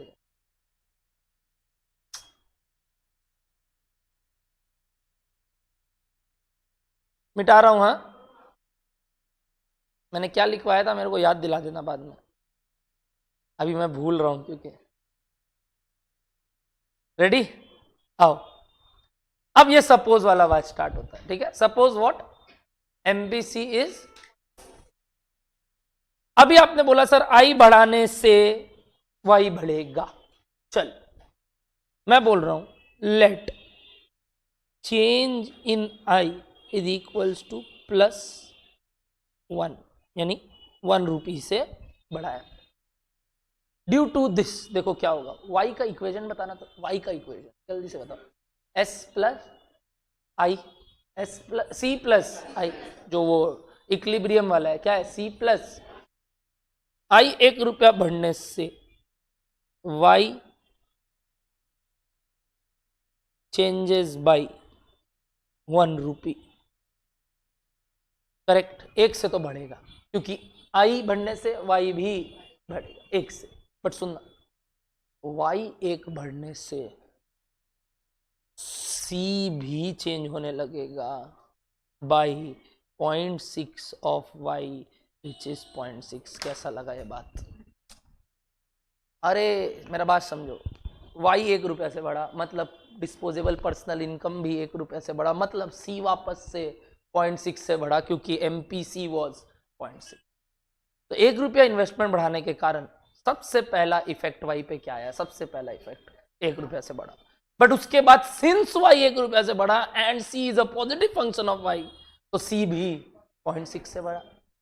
एक मिनट, वाई इज इक्वल टू, यानी therefore change in Y is not 1, it is 1 plus 0.6 और 0.6। अरे एक मिनट, y वापस से कितना से बढ़ गया?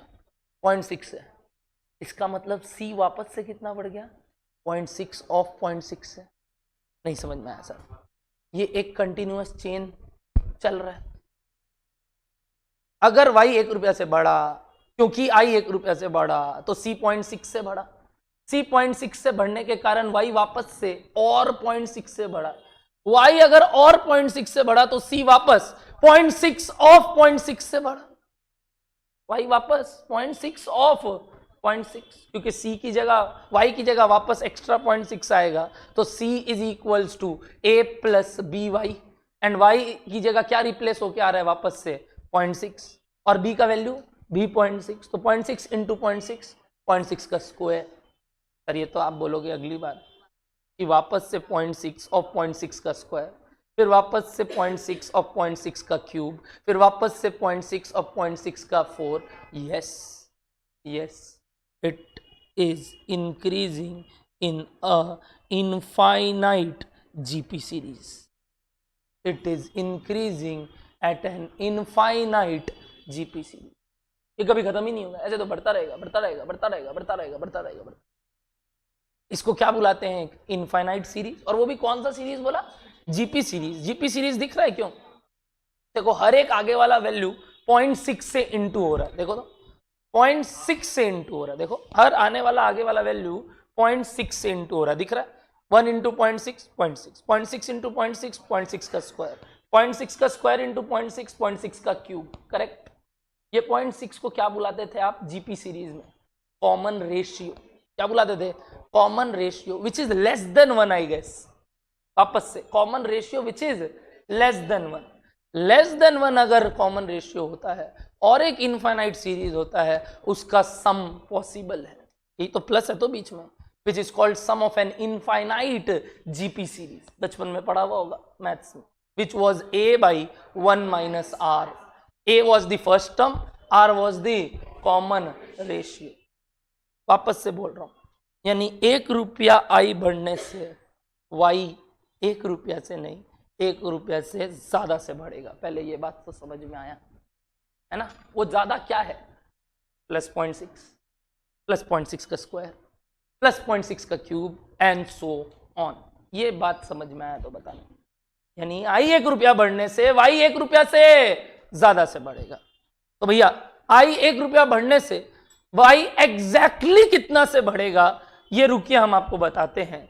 अगर इन सब का एडिशन करें और जीपी सीरीज वाला फॉर्मूला मारे तो a is over here a1 first term.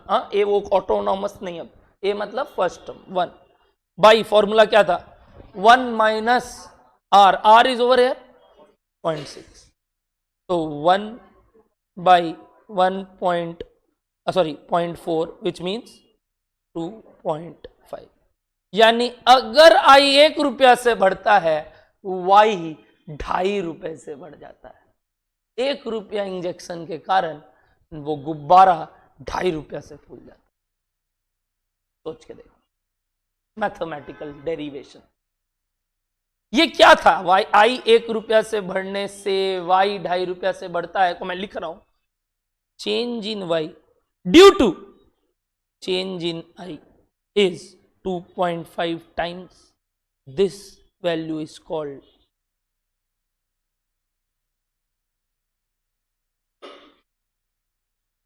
investment multiplier, since it is giving a multiplier effect.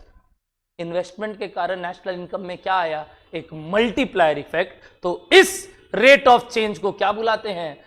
Investment multi, जिसके कारण 1 रुपया आई बढ़ने से नेशनल इनकम क्या हुआ बोलो? 2.5 से। ये किस पे डिपेंड किया देखो तो, ये इन्वेस्टमेंट मल्टीप्लायर। एक बार सोच के, एमपीसी। इसके लिए अपने को क्या चाहिए था? सिर्फ एमपीसी। कोई हमको इन्वेस्टमेंट मल्टीप्लायर का फॉर्मूला बताएगा तब। यही तो है 1 बाई 1 माइनस 0.6। ये 0.6 क्या था? एमपीसी। यानी इन्वेस्टमेंट मल्टीप्लायर का फॉर्मूला हो गया 1 बाई 1 माइनस एमपीसी या 1 बाई एमपीएस। डन हो रहेगा बात। अब एक मिनट, नेशनल इनकम को कितना से बढ़ाना था? 25,000 से। याद आ रहा है मेरा एग्जाम्पल? मैंने मिटा दिया, आपने लिखा है ना? और मैंने बोला था आई कितना से बढ़ाना होगा? Question mark. Please give me the answer, please give me the answer. 10,000। 10,000 कैसे आया ये 10,000 बताओ तो? अगर उसको 25 से बढ़ाना है और वी नो एक बढ़ाने से 2.5 से बढ़ जाता है, तो 25 डिवाइडेड बाई 2.5 कितना आया? 10,000। यानी अगर इन्वेस्टमेंट 10,000 से बढ़ता है, नेशनल इनकम 25,000 से बढ़ जाएगा, and hence we will be at Keynesian equilibrium. Very interesting.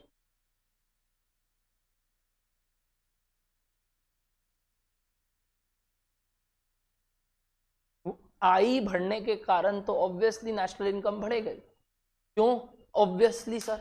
I increase होने से इस तरफ तो इक्विलिब्रियम ला रहे हैं ना, तो वाई क्या होगा? ऑटो बढ़ेगा। इन्वेस्टमेंट ज्यादा करने से लोगों का क्या होता है? पेंडिंग नहीं बोलो, एक मिनट, एडी का वैल्यू बताओ, एडी का वैल्यू। ई प्लस आई, आई बढ़ रहा है मतलब एडी बढ़ रहा है, एडी बढ़ रहा है मतलब नेशनल इनकम बढ़ रहा है। समझ में आया बात? और फिर ये देखा कि आई बढ़ने के कारण एडी तो बढ़ रहा है, यानी वाई बढ़ रहा है, बट इसके कारण वापस सी भी बढ़ रहा है, वापस सी बढ़ने के कारण वाई बढ़ रहा है, वापस वाई बढ़ने के कारण सी बढ़ रहा है, वापस सी बढ़ने के कारण वाई बढ़ रहा है, and so on so on so on so on. This is called multiplier effect. यानी इन्वेस्टमेंट के कारण गुब्बारा 1 रुपया से फुलाने के चक्कर में 2.5 रुपया से फूल। समझो प्लीज, बहुत इंटरेस्टिंग, क्योंकि इसको बोलते हैं एक मल्टीप्लायर इफेक्ट, और इसका ये मैथमेटिकल प्लस कंसेप्चुअल डेरिवेशन। तो अगर रिसेशनरी गैप को 25,000 से हटवाना है, यानी नेशनल इनकम को 25,000 से बढ़ाना है, तो आई को 25 से बढ़ाने का दरकार नहीं है, 10 से बढ़ाओ हो जाएगा, because MPC was 0.6 and investment multiplier is 2.5 times, यानी 2.5 टाइम्स, एज इन्वेस्टमेंट मल्टीप्लायर का फॉर्मूला हो गया 1/1 माइनस एमपी। गजब concept, interesting, new to you, but you have heard about this previously. समझ में आया? इकोनॉमिक्स और फिनेंस। लिख लो प्लीज ये वाला बात। Online live done. प्लीज उतारेंगे सब।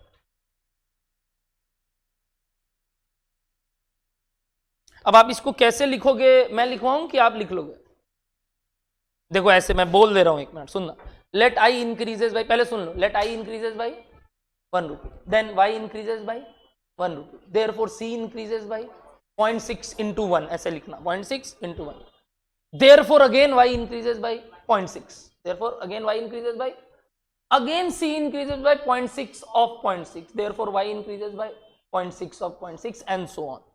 This can be written as change in y is equals to 1 plus 0.6 plus 0.6 का स्क्वायर प्लस 0.6 का cube and plus plus plus plus, और उसके बाद ये एक इनफाइनाइट जीपी सीरीज का फॉर्मूला अप्लाई किया मैंने, है ना? We know sum of an infinite GP series is 1 minus 1 sorry a by 1 minus, और उससे अपने प्रूफ कर दिए कि 1 रुपया आई बढ़ने से नेशनल इनकम 2.5 रुपया से बढ़ जाता है। This is called investment multiplier. Investment multiplier का formula change in Y by change in I. 1 रुपया आई बढ़ने से वाई कितना से चेंज हो। तो देखा गया अगर हमको वाई को 25,000 से बढ़ाना है तो आई को 10,000 बढ़ाने से हो जाएगा। तो अपने वाले एग्जाम्पल का वो क्वेश्चन मार्क कंप्लीट कर लोगे? 10,000।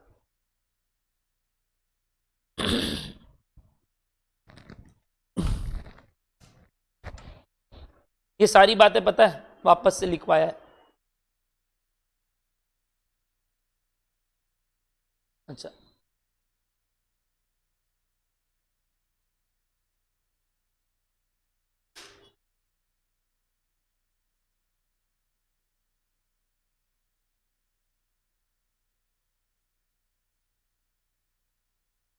ऑनलाइन लाइव प्लीज एक थम्स अप देंगे, क्लियर है तो। जा रही है मेरी बातें आप तक? क्या आप सुन पा रहे हैं? वीडियो बताओ। हम्म।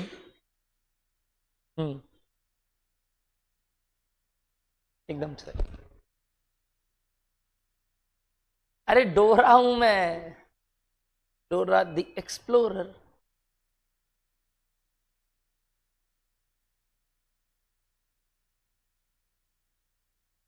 मस्त था वो डोरा पहले, अब आता नहीं है, वरना देख लेता पोगो में। अब पोगो का उम्र चला गया।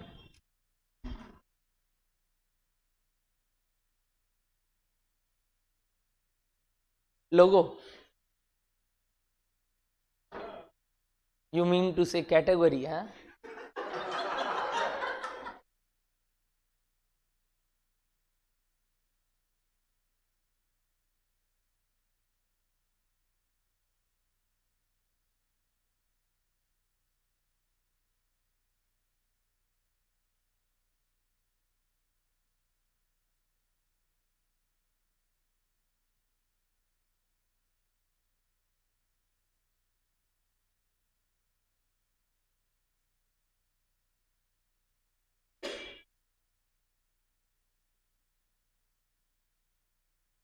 हो गया, लिख लिए? नीचे देखो, वही बात है क्या अगले पन्ने में?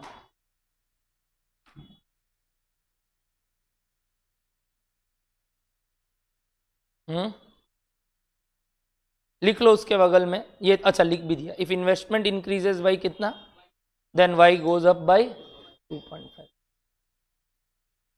तो एक बात बोलूं, एमपीसी और वाई में कैसा रिलेशन हुआ, नीचे नहीं देखेंगे, यहां से देख के बताओ। सॉरी, वाई में बोल रहा हूं, इन्वेस्टमेंट मल्टीप्लायर में।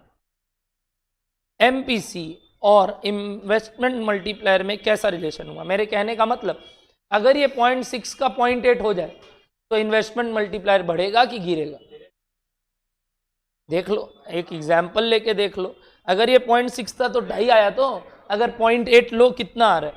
1/1 माइनस 0.8 मतलब 0.2, तो 1/0.2 5 टाइम बढ़ गया। मतलब एमपीसी बढ़ने से इन्वेस्टमेंट मल्टीप्लायर भी बढ़ता है। They have direct relation. वही लाइन लिखा है शायद, देखो, MPC increases then multiplier increases, hence Y increases. It means MPC और वो कौन सा बोले थे, investment multiplier have direct relation. Investment multiplier have direct relation to MPC. अच्छा, इसकी जगह एक और बात लिख रहा हूं, या 1/,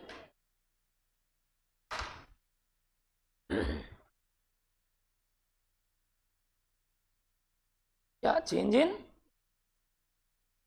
नहीं ऐसा कुछ नहीं है। अगर तुम वो बोल रही है तब तो वो 1 रुपया थोड़ी है, ऊपर थोड़ी चेंज इन वाई था। ये पूरा ही change in Y by change in I is 1/1 minus B, not change in I is 1 minus B and change in Y is 1। ये बात मत सोच।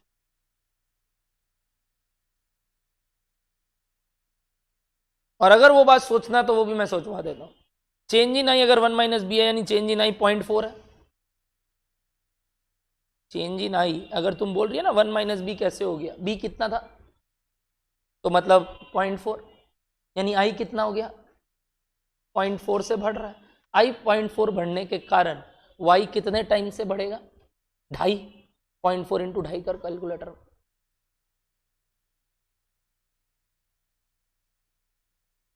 न्यूमेरेटर 1। ठीक है, मैथमेटिक्स लिख लिए क्या सब कोई?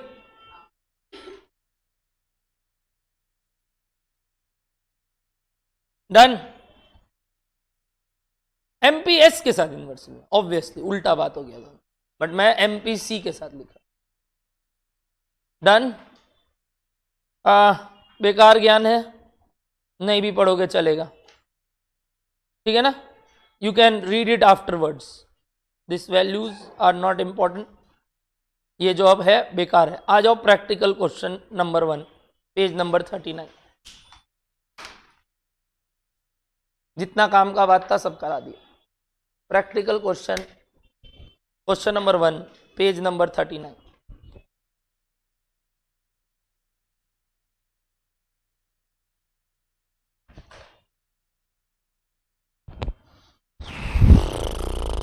आज अपने ये 2 सेक्टर इकोनॉमी खत्म कर देंगे। Next class 3 sector economy and 4 sector economy भी खत्म हो जाए। तो national income next class gets completed, यानी on Tuesday.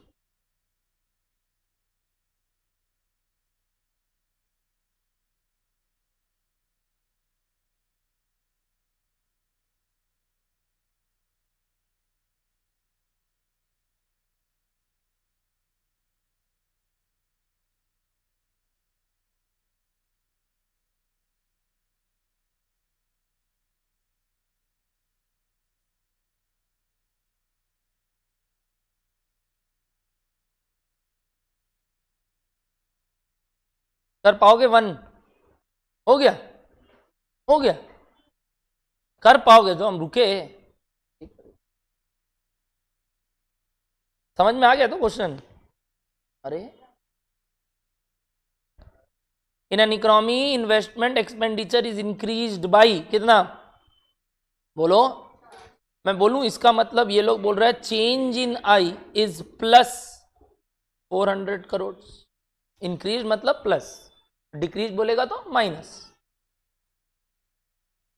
And marginal propensity to consume, यानी वो बी, तो हम तो इसको बी से अब जानते हैं पॉइंट। तो बताओ कितना से इनकम बढ़ेगा एंड कितना से मतलब फिर सेविंग्स बढ़ गया, क्योंकि देखो आई बढ़ने के कारण वो सेविंग ग्राफ भी तो अपने प्लॉट में ऊपर आ जाएगा ना, ठीक है ना। जल्दी से बताना, बी अगर इतना तो सबसे पहले आप क्या निकालोगे? Investment multiplier. बताओ investment multiplier is equals to 5 times. तो अगर आई 400 से बढ़ा है, इसका मतलब change in Y is 400 plus into 5 which means 2000, या तो प्लस 2000 लिखना या तो लिखना इंक्रीज बाई 2000, इंक्रीज बाई 2000। यही इनकम हुआ, चेंज इन वाई। अब बताओ चेंज इन एस, एस भी बताना है। Change in S, change in S, change in S, देखते हैं कौन कौन वैल्यू देता है। 400 करोड़, एनीबडी एल्स? 400 करोड़, और कोई?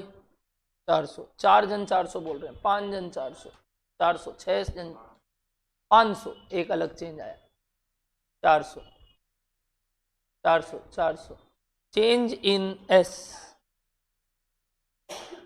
400 is correct answer. 400 is correct, correct, correct. मैं सिंपली बोलूं एट इक्विलिब्रियम यानी नया वाला में change in S is equals to change in I is equals to 400। और अगर ये नहीं समझ में आ रहा है पुट करके देख लो, मैं दिखा दूंगा, आ जाएगा, घूम के भी, घुमा के भी दिखा दूंगा, आ जाएगा। सिंपल बोलूं, चेंज इन वाई पता चल गया, इसके कारण चेंज इन सी भी बोल सकते हो, चेंज इन सी।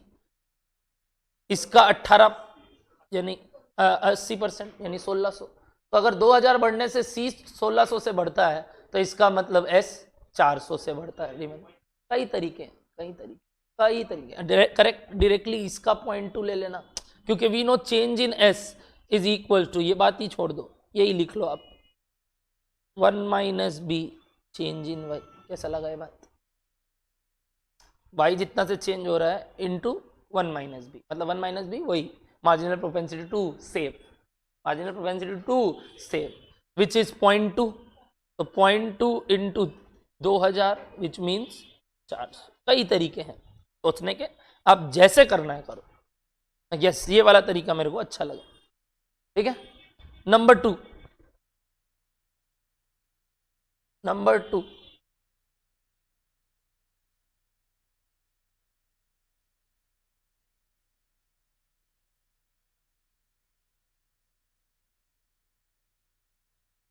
जल्दी करेंगे सब। नंबर 2,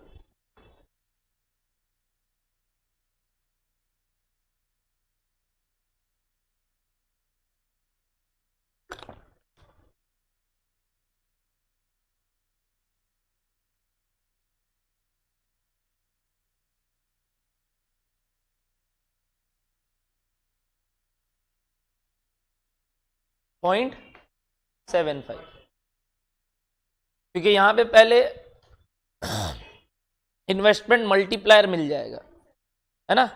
इन्वेस्टमेंट मल्टीप्लायर को एम से डिनोट करते हैं। सुनो ना, ऊपर लिख लो ना इस बात को, अगर मैंने नहीं लिखवाया अभी तक तो। हाँ, मल्टीप्लायर को ही एम से डिनोट करते हैं, तो इसको स्मॉल एम लिख दो। बताओ एम कितना आया? एम कितना आया? Change in Y by change in I, 4 times, correct. अगर m इतना है तो we know m is equal to 1/1 minus marginal propensity to consume. इस फॉर्मूला को यूज करके b का वैल्यू निकाल लो, 0.7। b is 0. सिंपल। नंबर 3,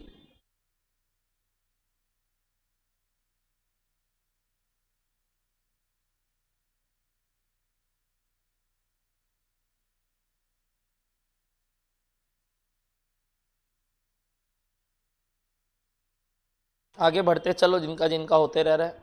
जहां अटको मेरा वेट कर लेना, नहीं तो चारों सम्स कंप्लीट करो। मन कर रहा है थर्ड इकोनॉमी भी आज ही पढ़ा दो, मन अच्छा नहीं है मेरा।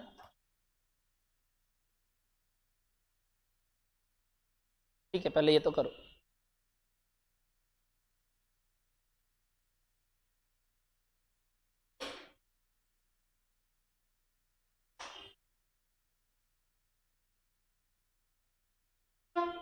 अरे क्या कर रहा है ना, तो बेंच से थोड़ा ऊपर उठ के बैठेगा रे।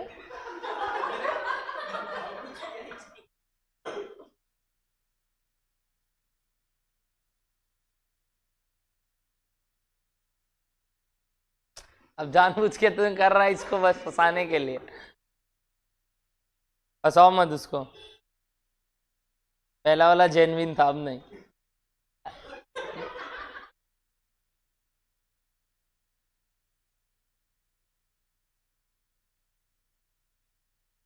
हम कुछ नहीं बोलता, तुम लोग देखो, हम एकदम सिंपल भाषा में बात करता है, कलयुग का राम है।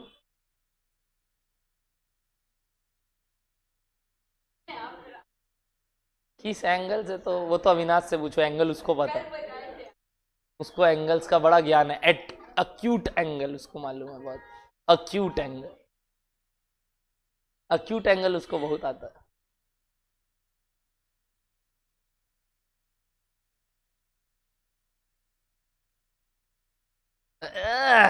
So deep sarcastic. नहीं समझ लिया, मैथ्स था, ऐसा भी नहीं था यार। अक्यूट एंगल तो पढ़ा हुआ होगा बचपन में। हाँ,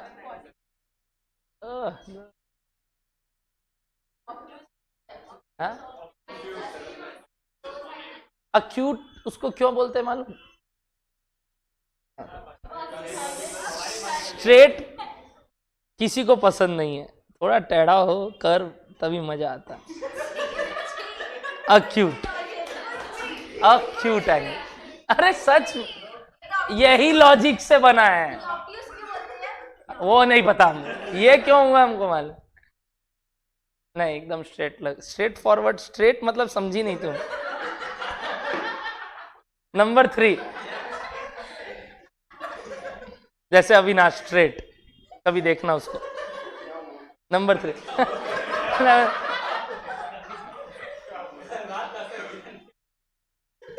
नंबर 3 आज नोटिस करना, उसको घूम ऐसे बोलना, घूमिए, सही है।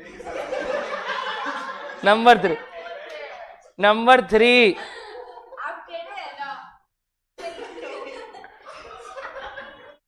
नंबर 3, बोल मत देना, बैठ गया ना वो हो जाएगा, अक्यूट तुम लोग का हो जाएगा।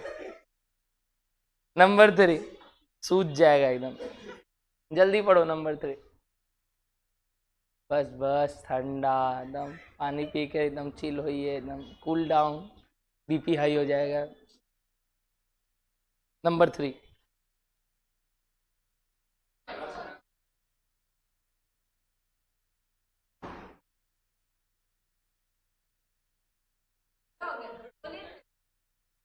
नंबर 3 कितना आया? Investment increased by, if the marginal propensity to consume is, calculate total increase in income and क्या, consumption। निकाल लिए दोनों। एकदम इजी। ये क्या था, चेंज इन, ये चेंज इन आई था ना, हमको क्या निकालना है, चेंज इन वाई। तो कितना आया बताओ चेंज इन वाई, और ये नहीं कराना है मेरे को solution. Thank you. Number 4 last example, number 4 last example. मेरे ख्याल से इतना सिंपल है ज्ञान कि अब सम्स इजी हो जाए।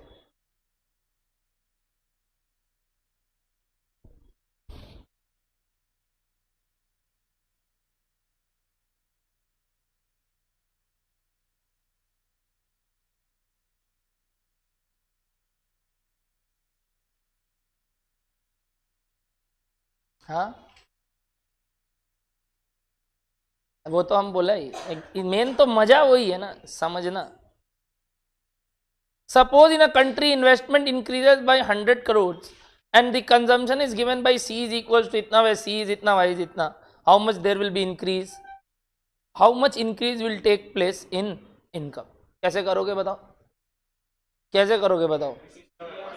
एमपीसी दे दिया, मतलब एक तरीके से डायरेक्टली नहीं बोल के इससे चुराना था तुमको एमपीसी, तो एमपीसी चुरा लिया 0.6। अब बस सिंपली आपको क्या करना है, चेंज इन वाई निकालना। Change in Y is equals to, बोलो, change in I into multiplier, और मल्टीप्लायर कितना आया, हेंस आंसर इज 250 करोड़। कहाँ, हाँ वही तो, वो काम आया यही ढूंढने के लिए कि उसमें एमपीसी होता है, वही एमपीसी होता है 0.6। डन है। मैं देख लेता हूं अगर नीचे भी कुछ, भागना नहीं है, रुक जाओ। हाँ हाँ,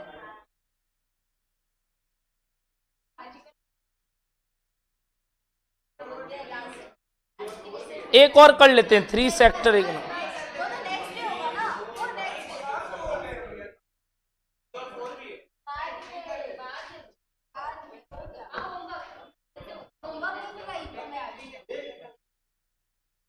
हाँ नहीं नहीं 3 नहीं हो पाया, अरे करते ना यार एक और, 15 मिनट और पढ़ेंगे, 15 मिनट।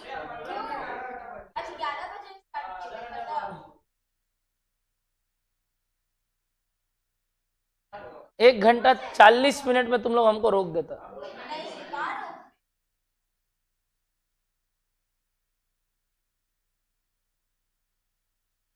ये तो तुम दिल का बात लिख दिया, यस, हैशटैग अच्छा आदमी कहाँ गया।